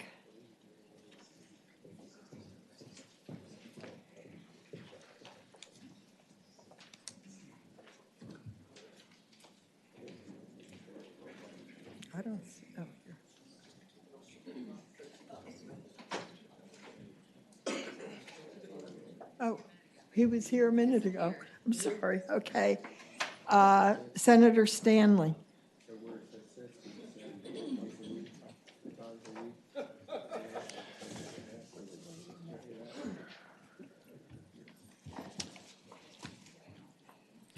Senator. Good morning, Madam Chair, members of the committee. I have two bills, Senate Bill 1016 and Senate Bill 1019. We can take Senate Bill 1016 up. Madam Chair, may I please, Senate Bill 1016 is a simple amendment to the Smart Scale program. What we've seen in Southern Virginia, rural areas, underserved and high employment areas, is that where in Northern Virginia we may have smart scale projects that score pretty high in terms of mitigation of traffic and those things. Down in our area, Madam Chair, we've had the highest scoring smart scale project that the VDOT has had in the Salem district a few years back was a footbridge, because we score very highly on the environmental and this, but not on the mitigation of traffic, because as you know, Madam Chair, when you traveled through Southside and Southwest Virginia, you were rarely, if ever, interrupted by a traffic jam. And so what we're trying to do is to make sure that mostly what infrastructure projects, road projects are most important into Southside and Southwest Virginia, and more specifically into areas that have high unemployment and that economic development is much more needed, is it gives us the opportunity to basically say that when they're in the highway construction districts, when they're doing the calculations, that the economic development factor shall be weighted at least twice as much as the congestion mitigation factor in highway construction districts with higher than average unemployment, or with localities with a high fiscal stress, when the Commonwealth Transportation Board is evaluating a project located on the corridor of that statewide significance under the Smart Scale program. So what we found in the application of Smart Scale, I'm not saying it's bad, it just needs a slight tweak, because one size does not fit all when it comes to road projects throughout the Commonwealth of Virginia. Just by way of noting, you all have listened to me over and over for years about building of I-73. Well, under that scenario, of course, I-73 would bring enormous economic impacts to our area. It would allow us to connect to 3 deepwater ports in North Carolina and South Carolina and Georgia. It would be an amazing boon to us in terms of thousands and thousands of jobs. This body has passed out legislation in support of I-73. Problem is, Madam Chair, is it doesn't score on the Smart Scale like it should. So this simply just says in those high stress areas, higher unemployment areas, when they're doing calculations, economic development should be counted double what it is for traffic mitigation. It doesn't change anything in terms of grading and scaling programs in Northern Virginia or Hampton Roads or anywhere else. It just creates a tweak which allows us to be on the same playing field, so that, as I believe one of our #1 projects in the Salem VDOT in last year was a bike trail. And bike trails are great. We love them, and I know Senator Barker loves them. They're great to run on, but they don't exactly bring the economic development we're looking for. And that's the bill, Madam Chair. Thank you. Are there questions for the patron? Yes, Senator Evan. I just want to make sure that you get what that you know what you're asking for, because according to my notes, and maybe it's wrong, my understanding is that in areas of that there's already 2 times the significance in certain with a high fiscal stress index. There's already that 2 times more than the economic development. That you were asking for 2 times, and that we already have 3 times in areas of waiting for economic development. So is that going to lower it for anywhere? Maybe staff can help. Madam Chairman, the way the Smart Scale program works with respect to the rankings is that each construction district has its own rankings based on the input from the MPOs and the TPOs. So currently, Category D, which is most of Southside, the economic development factor is 35%. The congestion mitigation factor is 10% in Northern Virginia. And Hampton Roads, for example, congestion mitigations factor is 45%. Economic development is only 5%. Then with all those rankings, the projects are then thrown against the total cost of the project for the final score. So I believe in Senator Stanley's challenge that he is attempting to address with the legislation is merely just one of the cost of the proposed projects relative to the overall scoring. So the legislation would more or less memorialize current practice. So, Madam Chair. Yes, Senator I can understand this doesn't really take money from one district to the other, or just take relots money within districts? Madam Chair, that's what I understand to be. It's not taking Is any that- road money away from Yes. Northern Virginia, Hampton Roads, or any other VDOT district. All right, is there anyone in favor of the bill? Me. Anyone opposed? Move to report. It's been moved the bill, did you want to speak? No. Okay, sorry. It's been moved the bill be reported. Is there a second? Is there a second to report? Okay, the bill fails for lack of a second. Thank you. Okay, Okay, you have another bill. I do. The next bill is actually costs money, so I know where this is probably going, but it is an issue which I continue to bring up to this body. Actually, the Senate has tried to address it in a way, but what we have is a disparity between law enforcement members here in Virginia when it comes to the Valor's retirement system. So this bill basically changes the age through which a retired law enforcement officer covered under Valor's, the Virginia Law Officers Retirement System, is entitled to receive the hazard duty supplement from the law enforcement officer's 65th birthday to retirement age. As we now understand Social Security to be, under the Social Security Act, retirement is no longer 65. I think it's 67, 68 for those that are born from 1960 or later. And so basically, there's a budget amendment, and there's a net fiscal due. What we're trying to do is actually bring the rest of law enforcement. I believe when this hazardous duty pay was created, that it was a Scrivener's error, leaving out the Valor's qualified officers.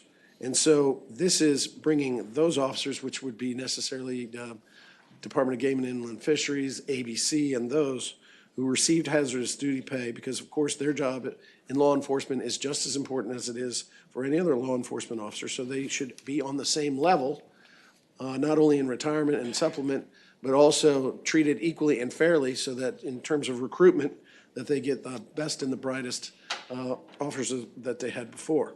So basically, this aligns them with the state police officers' retirement system, what's known as SPORS. And so this is a very small amount of people that would fall into this area. But I believe the budget, let me find it here. The budget was an increase of $2.8 million into our budget in the second year of the fiscal budget. Second year of the biennium. How about that? Okay, are there questions for the patron? Would anyone like to speak in favor of the bill? Anyone opposed?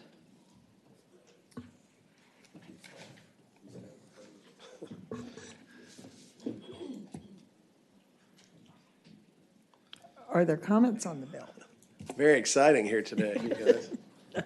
Madam Should I Chair. bring Scott Servo back and maybe it'll get a little You more have, lively in here? This I bill know. is so good, I put in the same bills. Yes. Would you like to have yours rolled into his? That would be fantastic. Well, if it's got a With better the shot, I'll roll substitute. mine into his, because he sits on this committee. Okay, there's I think yours a is Senate Bill. motion to roll, and I don't have the numbers, I'm sorry. Madam Chair, I believe his bill is Senate Bill 554, Okay. which is so, a lower number. No, roll mine into his. No, Okay, no. let's roll. No, Give me roll some mine into sympathy. his. You're giving me all sorts of reasons to vote against it. I'm sorry. I'll be quiet then. I don't need 0 for 2 today. Okay, so we have a motion to roll Senate Bill 554 into 1019. All in favor, vote aye. Opposed, no. With patrons.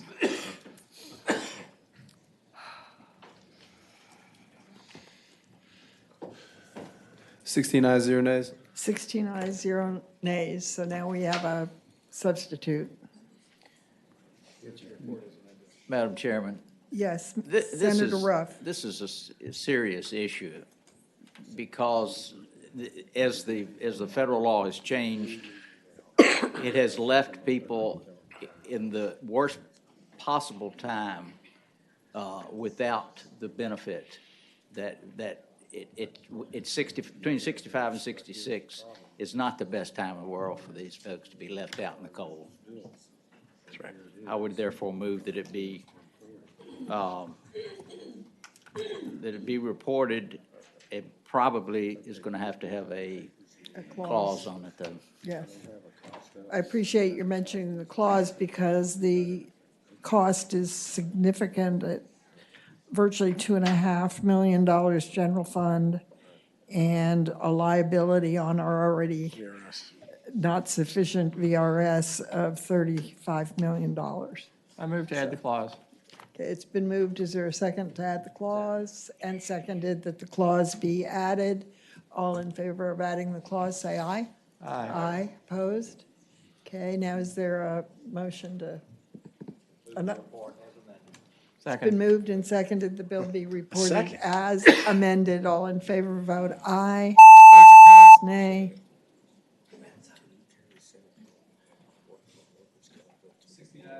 Sure.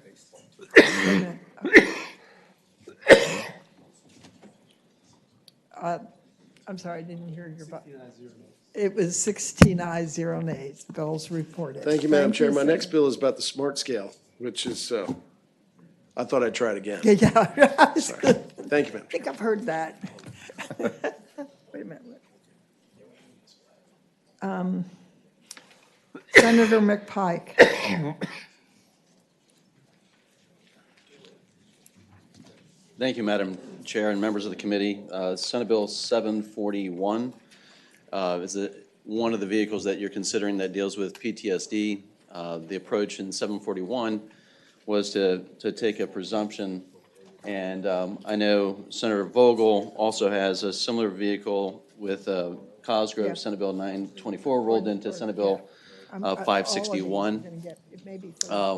What I would propose to the committee is to roll my bill into Senator Vogel's Senate Bill 561. She has a substitute that takes some of the components and some of my concerns into that consideration. And it's my understanding that the firefighters in different groups now have some common language, which I think works towards the goal. As you recall, yesterday we had one of our colleagues speaking about the loss of one of his former colleagues in the police department in Prince William County.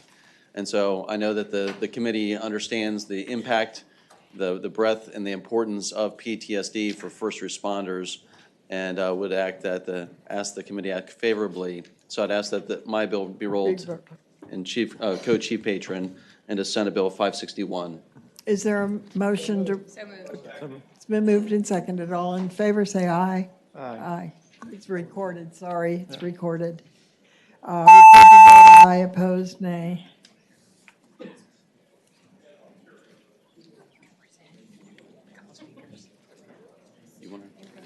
14 ayes, 0 nays. Do you want to take yours up and move your substitute? Yeah. The Madam Chair, substitute I back- move the substitute. Oh, Okay. sorry. Go ahead. Senate Bill 561, which is now the vehicle that's before you. I want to thank Senator McPike and everybody who worked hard to combine these bills.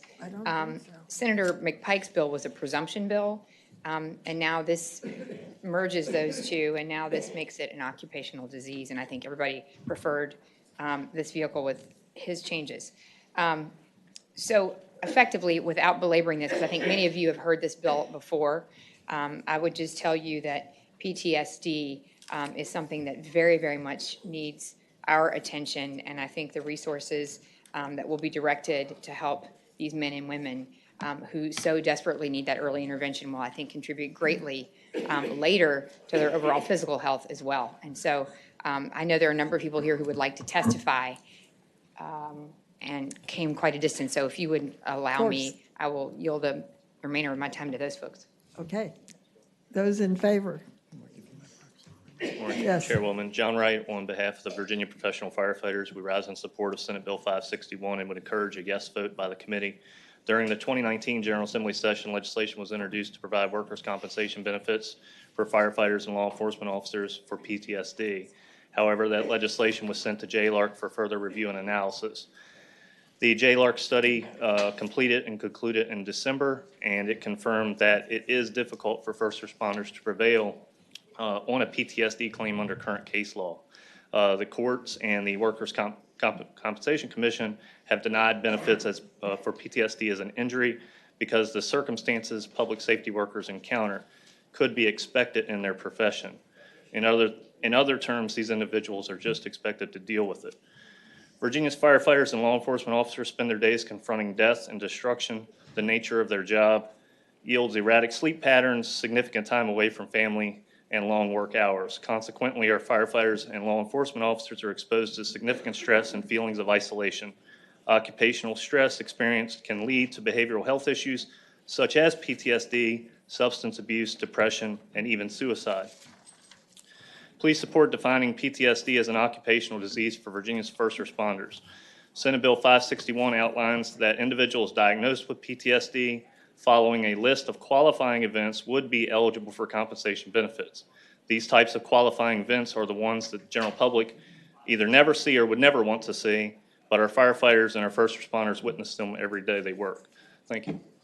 Thank you. Is there anyone else to speak in favor?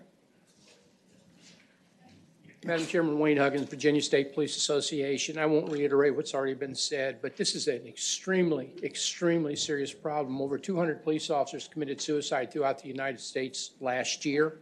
And the things they see, the things they're exposed to, the experiences they have, takes it over the course of time, or a single event can cause a tremendous traumatic experience. So we would please ask for your favorable consideration. Thank you. Thank you. Sean Corcoran with the Fairfax Coalition of Police, International Union of Police Associations. We stand in support of this bill. We are very appreciative to all that have supported it, including Senator Vogel, and especially Senator McPike. He's been dedicated to this issue with us for a while.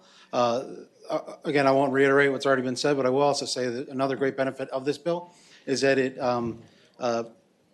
looks to create peer support programs and networks throughout the state, which, as we've found through our own research and study and surveys, is such a crucial part of creating that ability to provide support and care for our first responders. So thank you. Thank you. Dana. Madam Chair, members of the committee, Dana Schreiber, the Virginia Association of Chiefs of Police. Suicide is the #1 cause of death among law enforcement in this country today. This is desperately needed, and we urge your support for this legislation. Thank you. Madam Chair, Ed Rose speaking for the Virginia Association of Volunteer Rescue Squads, and EMS providers are included in the substitute, and we appreciate that very much. And I'll just add my voice to everything everybody else has said in support of the bill. Thank you. Thank you. Madam Good Chair, morning. members of the committee, I'm Mark Siegel on behalf of Sheriff David Hines of Hanover County, and we also are in support. I don't think there's anything I need to repeat. Madam Chair, members of the committee, CJ Stolley here on behalf of the Virginia Fire Chiefs Association. We thank the patrons for bringing this bill and working on it so diligently, and we support the bill. Thank you. Thank you. Is there anyone to speak in opposition?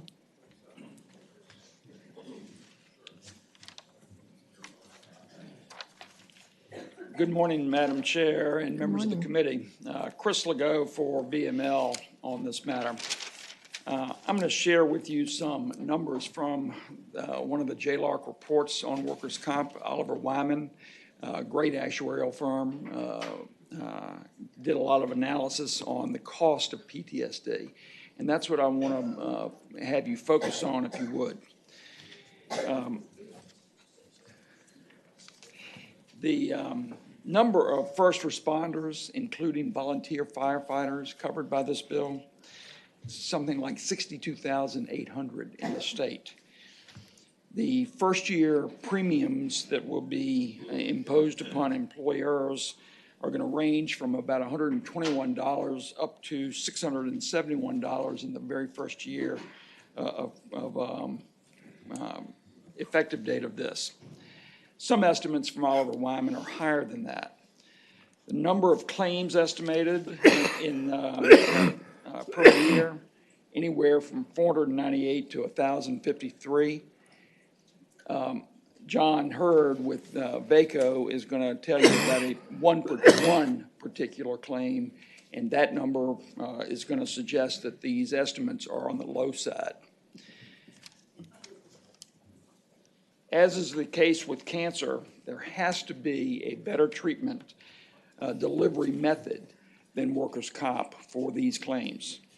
Workers' comp is the highest method of reimbursement to healthcare providers of all the four methods: Medicaid, Medicare, commercial health, workers' comp. And workers' comp is dramatically higher. And that's the case despite the fact that we adopted a medical fee schedule for workers' comp just 2 years ago. You're going to see average cost per claim ranging from, and this is all from the Oliver Wyman report, for law enforcement, $19,000 to $56,000 per claim. For firefighters, between $18,700 and almost $42,000 per claim.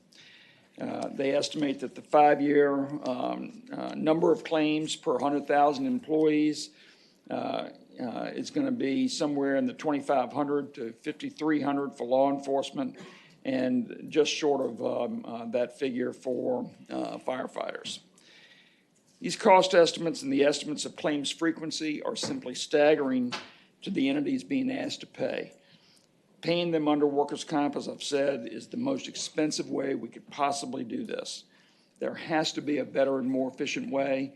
And as some of you heard me say in the Commerce and Labor Committee, we've been discussing options for treating cancer with the firefighters, the EMTs, and other fire chiefs in addition. One focus that we had was on Colorado. Colorado has created trust systems, trust funds, basically, to cover these claims. No litigation, no controversy, have a diagnosis letter, and a check is cut within 10 to 14 days. That's a much more appropriate method than having to fight these matters out in the workers' comp system, which is thoroughly adversarial. But, Mr. Chair, Madam Chair, I apologize. Yes, Senator. Wasn't the workers' compensation system set up in the first place to be non-adversarial, to be somewhat of a no-fault basis for claims? When there was a work-related injury, the worker traded his right to file suit for the right to compensation for a work-related injury. But that doesn't make them no fault by any stretch. There are certain claims and certain of these presumption claims. This is not a presumption bill anymore, which I'm grateful for. But on presumption claims, Senator Deeds, there is a situation out there where they have to be investigated 100 ways from Sunday. Why? And there's a very legitimate, good reason for that. It's because local governments have to purchase reinsurance on catastrophic claims. They take the first $250,000, $500,000 of a claim, and if the claim goes above that cost, then reinsurers step in. However, reinsurers demand in the contracts that they have that the claim must be investigated thoroughly. And I can't emphasize that last word enough, because if the claim, according to the reinsurer, is not investigated thoroughly enough, they say, we're not paying. And so the catastrophic cost above the retention level, $250,000, $500,000, whatever it may be for a particular locality, all of a sudden they've got the whole thing. And that gets very expensive for a lot of localities. Not easy for the locality to recover from that kind of a hit. So that's the point I'm trying to make.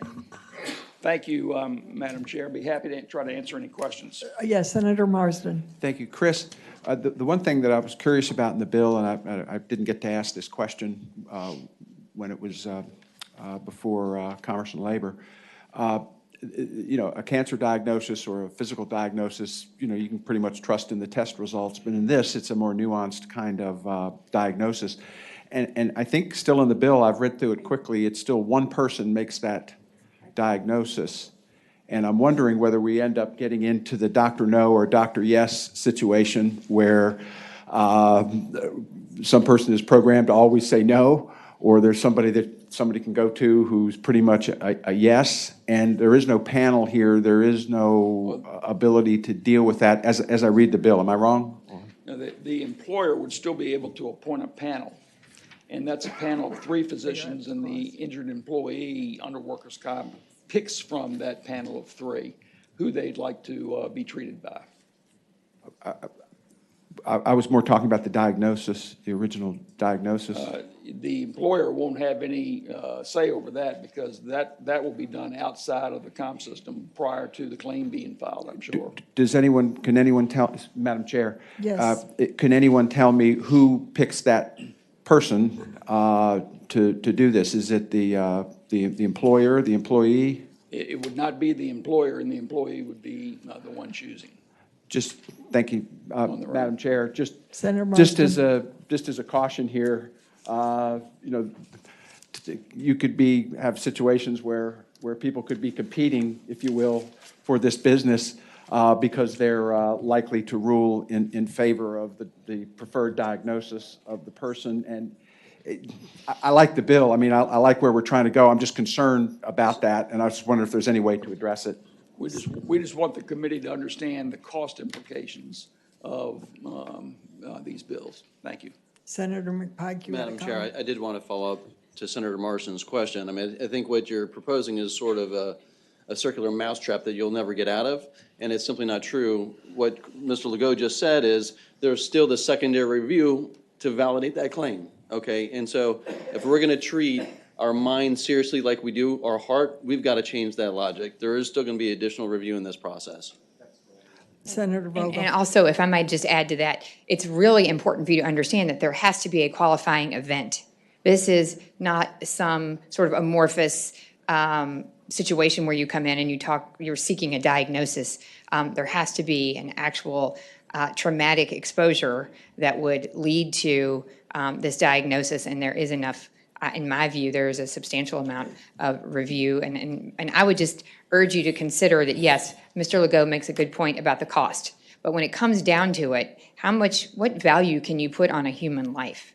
And some of the trauma is just extraordinary, and we have such high, really unrealistic expectations what we ask our first responders to do for all of us, and it is not, I think, too great an expectation for them to expect that we will be willing to treat them when they have serious PTSD and associated disorders that arise from that, which then lead later to very, very serious physical health disorders. More opposition? Thank you. Yes, Madam Chair. John Hurd here this morning on behalf of the Virginia Self-Insurers Association. That's local governments and private employers, as well as Metis Holdings, Inc., which is the group that oversees all the administrative decisions on liability claims made against VACO's risk pool. I will try not to repeat what Mr. Legault said. I do want to emphasize the fiscal concerns that local governments have with this measure.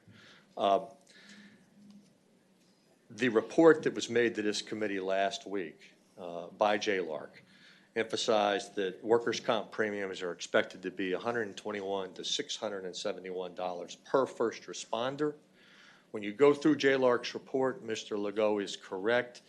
Looks to us like there's a total of 62,000 plus of those individuals in the Commonwealth. So the numbers get up there very quick, very fast. The one thing I would like to tell this committee, and probably the best example I can give you of where costs may go in this area, is what happened with Virginia Beach's experience in the mass shooting that occurred last year. As of January 2nd, I'm told, Virginia Beach had 489 claims that had been reported as a result of that event. Of those, 347 were what's known as report only, meaning that there was no medical treatment and that there was no time off from work. 142 of those were active claims now. 11 of those 142 were the fatalities. 11 of those 142 are physical injuries. 120 of the 142 are non-physical injuries, meaning those of the PTSD type. 116 of that 142 have been accepted. 13 of the 142 have been denied. And to date, as of January 2nd, the claims amount are $2,776,812. Here's the kicker. 258 of those 489 claims are from first responder departments. That would be police, fire, sheriff, EMS. I'd ask this committee to very carefully consider the cost of this measure, and we would ask you not to take favorable action on this bill.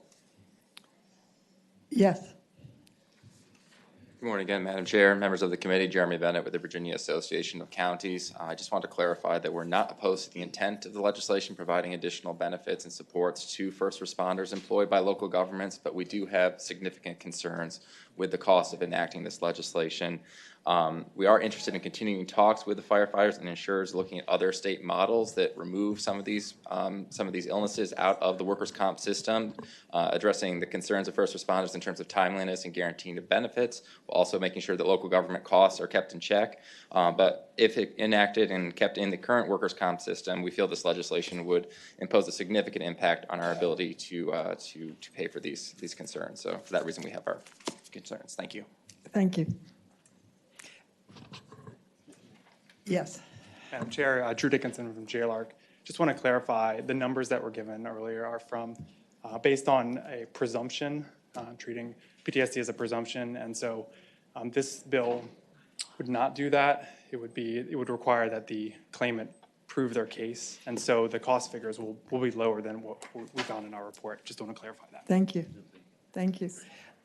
Madam Chairman, may I address the committee? Yes, of course. My Senate Bill 924 was rolled into this as well. Right. I think the statistics you just heard are suspect. I represent Virginia Beach, and I have not seen that 241 of those PTSD claims were from law enforcement. We thought we were mostly civilians. But Madam Chairman, my bill was actually presumption. We thought it was a better idea to go with the Vogel-McPike route. But I will tell you, this is critical for our first responders. Their PTSD is not dissimilar to that suffered by the military. And we know those tragic events, and these folks have to go to scenes that you and I would drop to our knees if we had to deal with. So I hope you'll act favorably on this. Thank you. Madam Chair. I would, yes. I'm sorry, I just wanted to address the consideration of the cost component in this discussion, because I think we're at a point where we're sort of treating PTSD in the same sense that we've been treating mental health, and specifically for first responders for many years. And that is, let's just close our eyes and pretend it doesn't exist and the costs don't exist. Because right now the costs under our context get transferred to the families. Prince William just lost a police officer this weekend.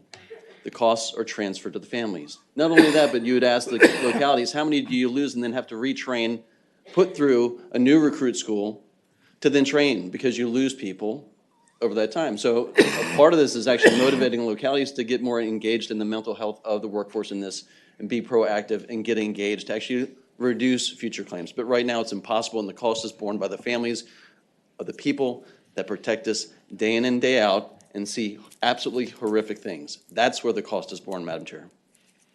Thank you, Senator.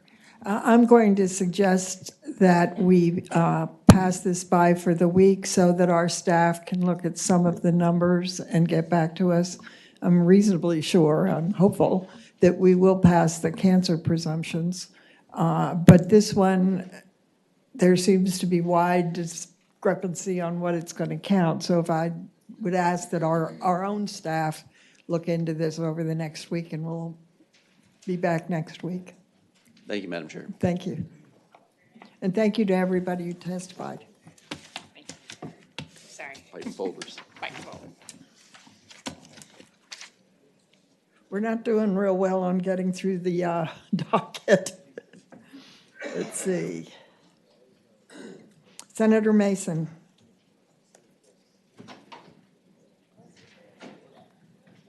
Oh, we stepped. Okay, Senator Donovan, you had yours in committee.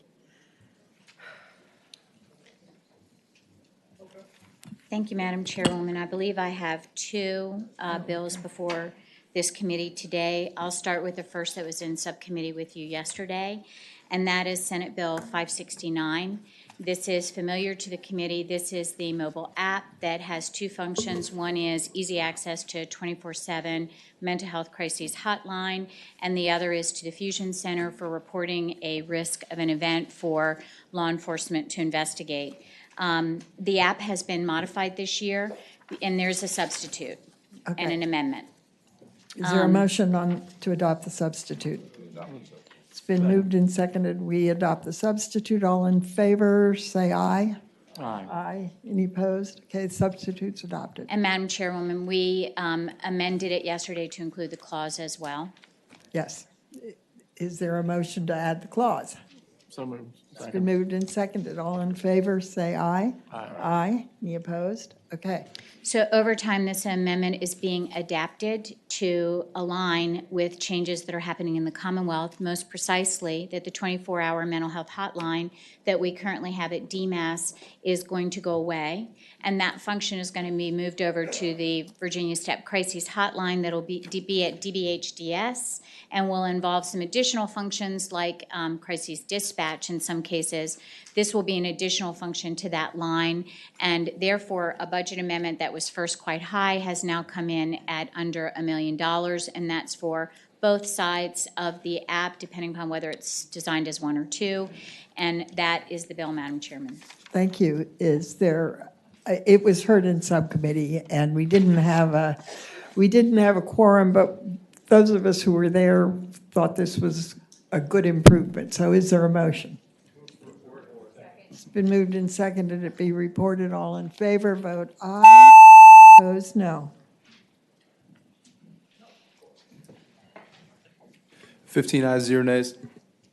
15 ayes, 0 nays. Thank you, Bill's Madam reported. Chairwoman and Committee. And The you have next another bill I one. have before you is Senate Bill 362, and this attempts to work on this issue of PTSD and traumatic brain injury that we've talked about many times before this committee.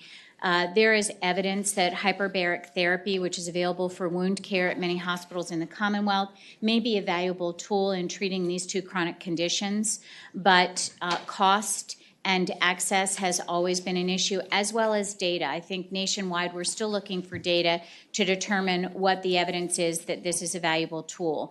This bill simply moves that the Department of Veteran Affairs can contract to utilize the services already available in Virginia for these issues, with the understanding that they will also collect data so we can see if going forward this is a valuable tool to treat our veterans and others. I have a constituent, for instance, who had a stroke.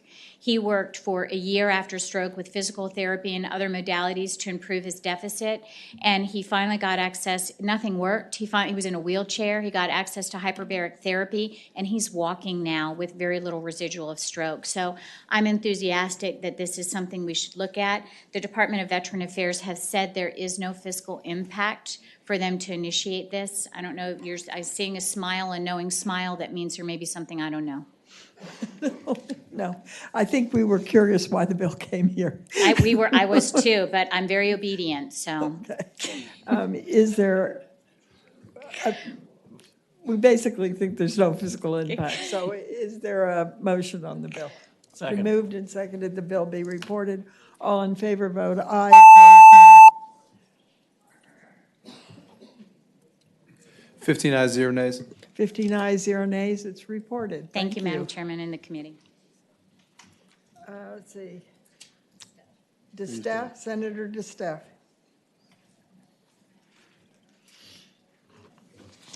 Madam Chair, members of the committee, I have 3 bills in front of you today.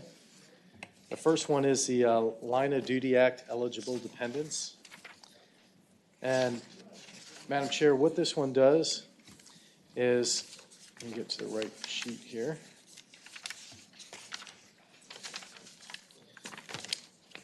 Under VRS, if an officer or somebody is injured. Which number are you? I'm sorry, it's Senate Bill 40. Okay, thank you. Thank you. Okay.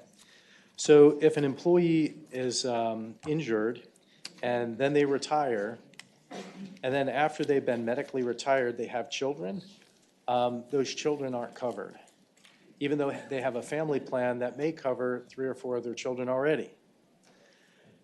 And what we want to do is say that family coverage is family coverage, and that when somebody's injured on disability, that their family should be covered as the family plan of every other insurance company.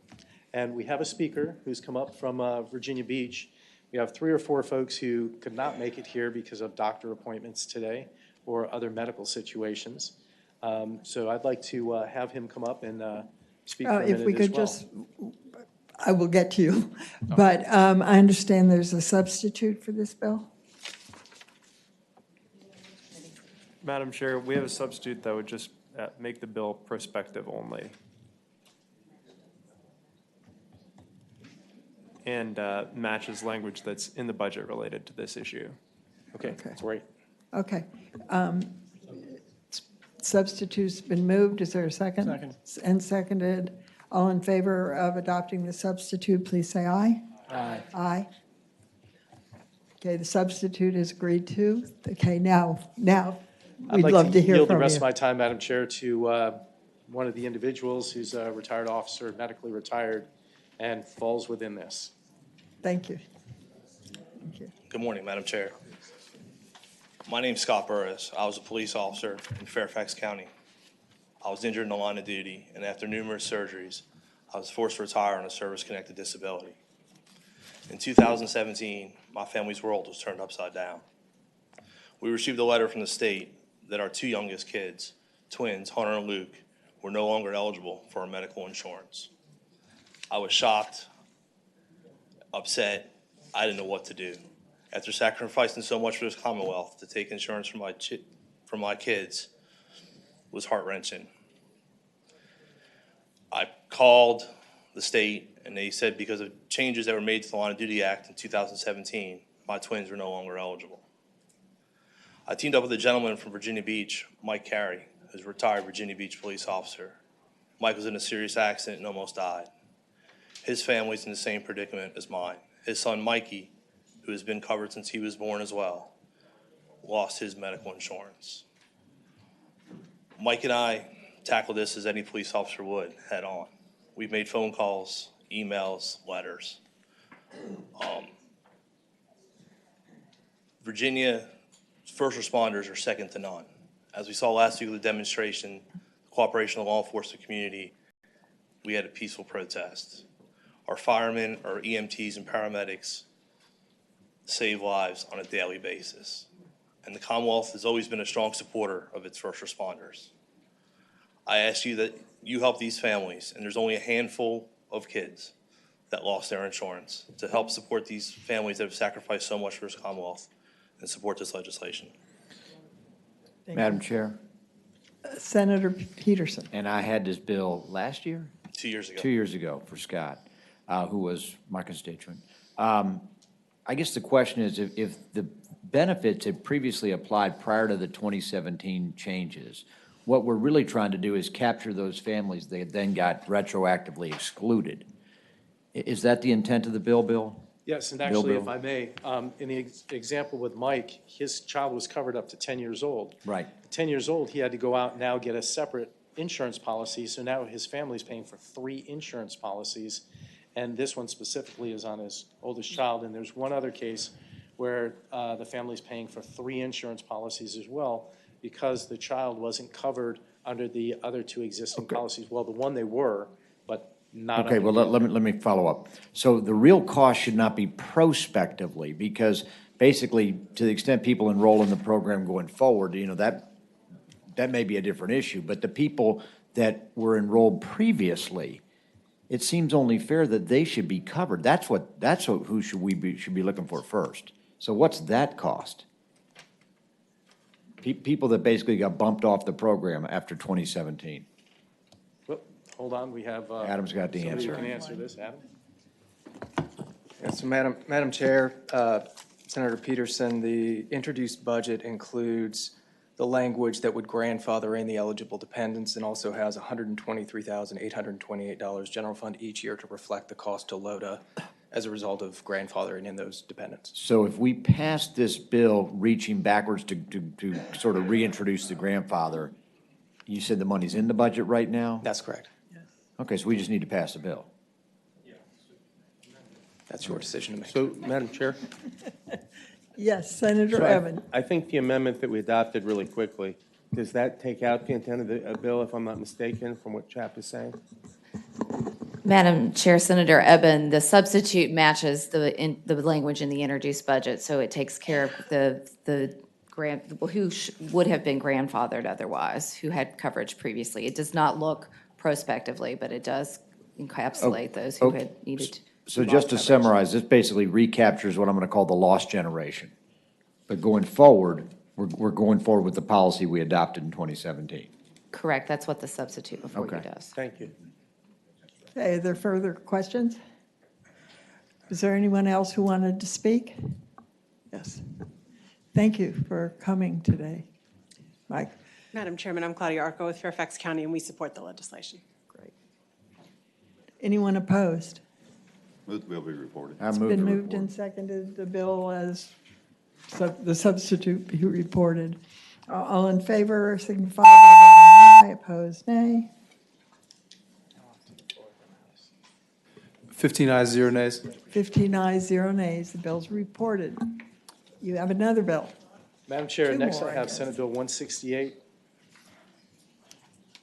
And this one requires, and I'm going to go through a quick example on this, but this one requires that for VRS, when there's a Line of Duty Act initiative and somebody who's going through the series of evaluations that the doctor, nurse, psychologist, or doctors engaged in this have to be Virginia doctors. The reason I bring this up is we had an officer who was injured on horseback, and her job is she's a horse officer. Her gear, with her helmet, her belt, her vest, her boots, and everything else weighs between 35 and 45 pounds. She weighs about 98 pounds. Her back was injured. She was put through the whole thing. Well, she had a doctor out of California, Washington State, and Nevada who reviewed her record and set up her employee or physical readiness assessment. I forgot what the true term is, but they basically look at ensuring if she can continue doing her job as a police officer in the role that she was in. Well, when the doctors out of the western part of the country said she should go in, she needed to wear shorts and a T-shirt and tennis shoes. So she did, and she couldn't complete all the tests with that. But they reviewed it and said, well, you know, maybe she could, maybe she couldn't. But the true fact was she carried a helmet, boots, and about 35 pounds of gear when she was riding the horse. Subsequently, we appealed to VRS. VRS had a doctor do the physical fit for duty test here in Virginia, and they told her to wear what you would wear on your normal workday. She did that, and she couldn't get through 5% of the test. So what I'm hoping is we would pass a bill that says if you're going to have a doctor make the decision on our line of duty issues, then it should be a Virginia doctor who can actually physically see the individual and see what their duty requirement is and make sure that they're wearing the clothes that they have to while they're on duty. And it's pretty simple. I'd rather get a doctor who sees me and has evaluated me make a decision than a doctor who has never seen me, never evaluated me, and is going off the recommendation, not even know what I do for a job. So that's the intent of the bill, Madam Chair, members of the committee, and I hope with that you'll pass this bill. Madam Chair, Yes, Senator Newman. I get where you're going, Bill, but what about Bristol, Virginia, where most of the doctors are in the Tennessee side? In other words, if you're concerned about physically seeing them, it seems like maybe it would be that they have to be Virginia or they physically see them, right? So we have reciprocal rights all along that border and otherwise to handle seeing patients, right? I will be honest with you, I didn't even think about that. That's a great point. So maybe we add a little clause in there that says within 50 miles of the state of Virginia. And I think that would cover the concerns, Madam Chair, of Senator Newman. Madam Chair, if we're going to move forward, it seems to me we would want to do something like that. Something like that.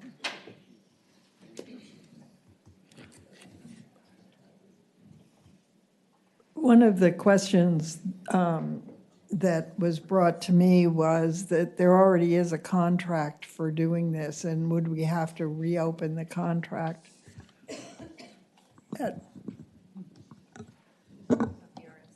Sure, we can have Yes, can VRS answer VRS that question. Madam Chair, members of the Commission, Trish Bishop with the Virginia Retirement System. We do in fact have a contract with a third party who is a board of medical professionals that reviews the information provided by an applicant's own personal physicians. And so those folks are generally not licensed in Virginia. However, as Senator DeStaff mentioned, when there is a review where there is a disagreement, perhaps the board finds that the person may be able to complete their continual work, we will sometimes send them to an independent medical exam or a functional capacity exam, and those folks are selected by the applicants themselves in conjunction with the third party, and they would be close to their homes or a place that would be mutually agreeable. And so it's a combination. The first part is a review of the records from the individual's own personally selected physicians, and then if the application is denied, there may be opportunities through the Administrative Process Act for a functional capacity exam or an independent medical exam. The contract would need to be amended. I think that it could be, there is a delayed effective date on the bill. I think we could get it done if it's the will of the body to move forward. Madam Chair, I must say that we've worked closely with VRS, not just on this one, but on another one. They've been fantastic working with us and very accommodating once the issues have been brought up. Good, thank you. Senator Eben. Would it be possible just to amend the bill to say at the next opportunity the contract is there that the person who's putting in the claim has the opportunity to be examined or to have an exam from Virginia considered? Something to that effect? I don't know how the department would feel about that. Just the option that they could have? Well, I think the one thing Senator Eben, if I may, the one thing that would be a challenge is that the way the process works right now is all of their medical records are from their individually selected folks. And so the review takes place by the medical board that is within the contract. So we wouldn't want them to lose the opportunity to submit their medical information that they've developed over time regarding their case. But we could work on some sort of tweaking of language if the review of the functional capacity exam or an independent medical exam needs to be in Virginia. And that generally takes place now, but we could certainly be open to clarifying that or specifying that. Thank you. I have a request that it be passed by for the day so we can work on it, get the distance and all of those things. Thank you. You have one more bill, I believe. Madam Chair, and we have one more bill. Which is a very exciting one. This is a great one. This is Clay. And this one, and there is no financial impact. But what it does do is it actually saves the Commonwealth money. And here's how. The average child who needs hearing aids, and we all met Clay. Clay was the 4-year-old that had hearing aids, and he's had them since he was 6 months old. If you take Clay's hearing aids out for about 15 minutes, you can't understand him, and he certainly can't hear you, but he can't hear himself. Today, our schools, if they're not purchasing the hearing aids, which really they're not supposed to be purchasing them, but if they're not doing that, then the hearing accommodations cost up to $40,000 a year. If you look at somebody like Clay entering school, that'll cost almost $500,000. It'll cost $420,000 through his educational process before insurance covers him. Now, keep in mind, if Clay's parents were on Medicaid, then they would be able to, Medicaid would cover the cost of the hearing aids. But because they're not, and because they're just over that level, his parents, they actually have to cover the cost of his hearing aids, and insurance won't cover it. So this bill would put children like Clay in hearing aids every other year. And when I say every other year, they have to redo the molds. They actually don't have to redo the hearing aid devices themselves, just the molds. And the molds are about $150 to do the in-ear molds. So I think this bill, in the end, would end up saving a tremendous amount of money, and it would give children who currently either can't hear or have hearing accommodations, it would actually give them a huge step forward in life. And we had Senator Spruill testify on this as well, who didn't get hearing aids until he was 55 years old. And I can tell you, Senator Spruill has done amazing things in life. He's one of our senators, but this would have helped him a lot earlier on and helped with a lot of speech therapy that would not have been necessary had he had hearing aids at a younger age. So that's Senate Bill 423. I'm happy to answer any questions on this, Madam Chair, members of the committee. Are there any questions? Just to speed this up a little bit, is there a motion on the bill? It's been moved and seconded that the bill be reported. All in favor, please. Aye. Madam Chair, And members of the opposed, committee, no. thank you so very much. Thank you. Have a great day. 15 ayes, 0 nays. Okay, now here is what we're going to do because we're virtually out of time. We're going to take Senator Mason, who's been waiting for a very long time, and then Senator Vogel has someone here to speak to a bill. As you will notice, we have not been doing committee member bills as a general practice here. So they may, if we can't get through them tomorrow, be up on Thursday. Okay. Madam Senator Chairman, Senate Bill 671, and my apologies for the late hour, Ms. Bishop and I were discussing this bill. That's the reason I disappeared. And because of that discussion, and I apologize to staff that I haven't spoken about this before, but I'd like a line amendment on line 106, where it says only if such person has had a bona fide break. I would like to change bona fide to a 1-year break.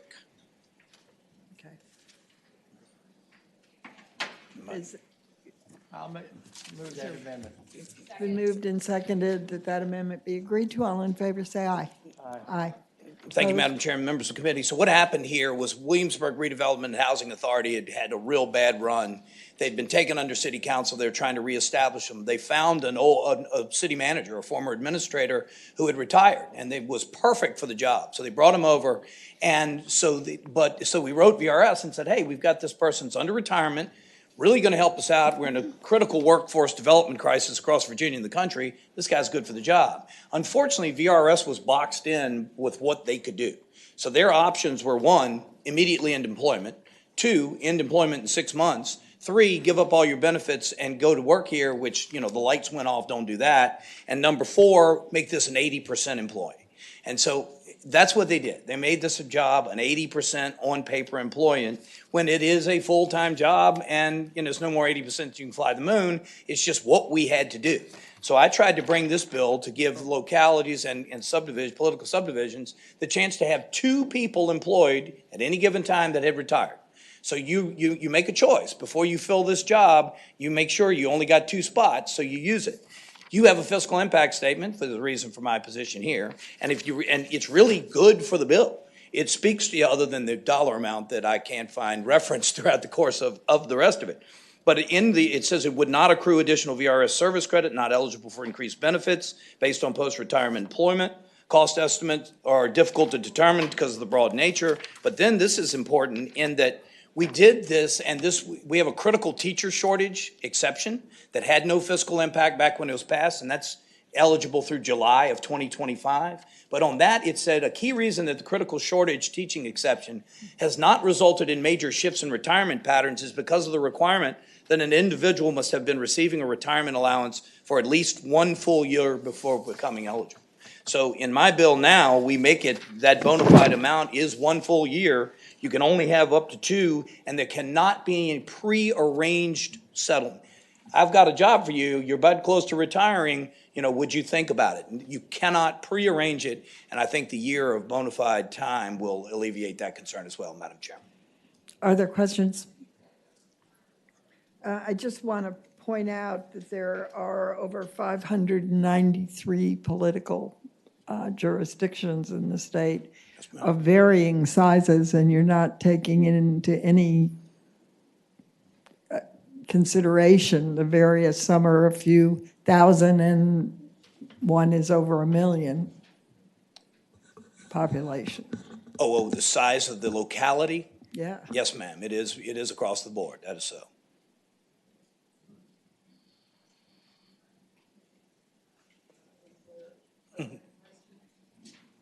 Are there any questions for the patron? Does anyone wish to speak to the bill? Madam Chair, Yes. just a quick, it seems like you can cheat on it and do it anyway, right? Because you can just go with 80%. So it seems like if you're going to do it, the fiscal's going to happen anyway. I don't know if it helps to put the clause on it, but it seems like it's something that maybe we should consider. The chair would entertain maybe the clause. It's been moved. Is there a second that we add the clause? And seconded that we add the clause. All in favor, please say aye. Opposed? No. So now it's been moved to report as amended. All in favor, say aye. Or, sorry. Vote aye. Opposed, vote no. 15 ayes, 0 nays. Thank you, Madam Chair. Thank members of the you. committee. Now we have one more bill, and that's Senator Vogel's bill.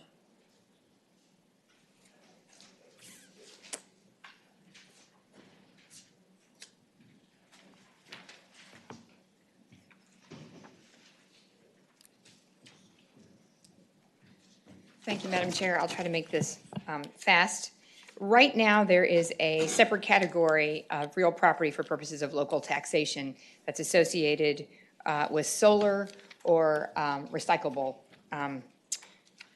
installations. And as it occurs now, you get a certification by the local building department, or DEQ, and once that certification comes through, then you're eligible for that tax deduction, or the local tax, deduction. The bottom line is, when DEQ, or the local building department, delays that for some period of time, that creates real issues, and it artificially delays the time frame in which that builder or that taxpayer can actually realize that benefit. And so my local economic development authority, Patrick Barker, specifically from Frederick County, came today to advocate on behalf of this bill. My locality asked that I please put this in, and if you will allow me, I'll let Patrick just say a few words to you.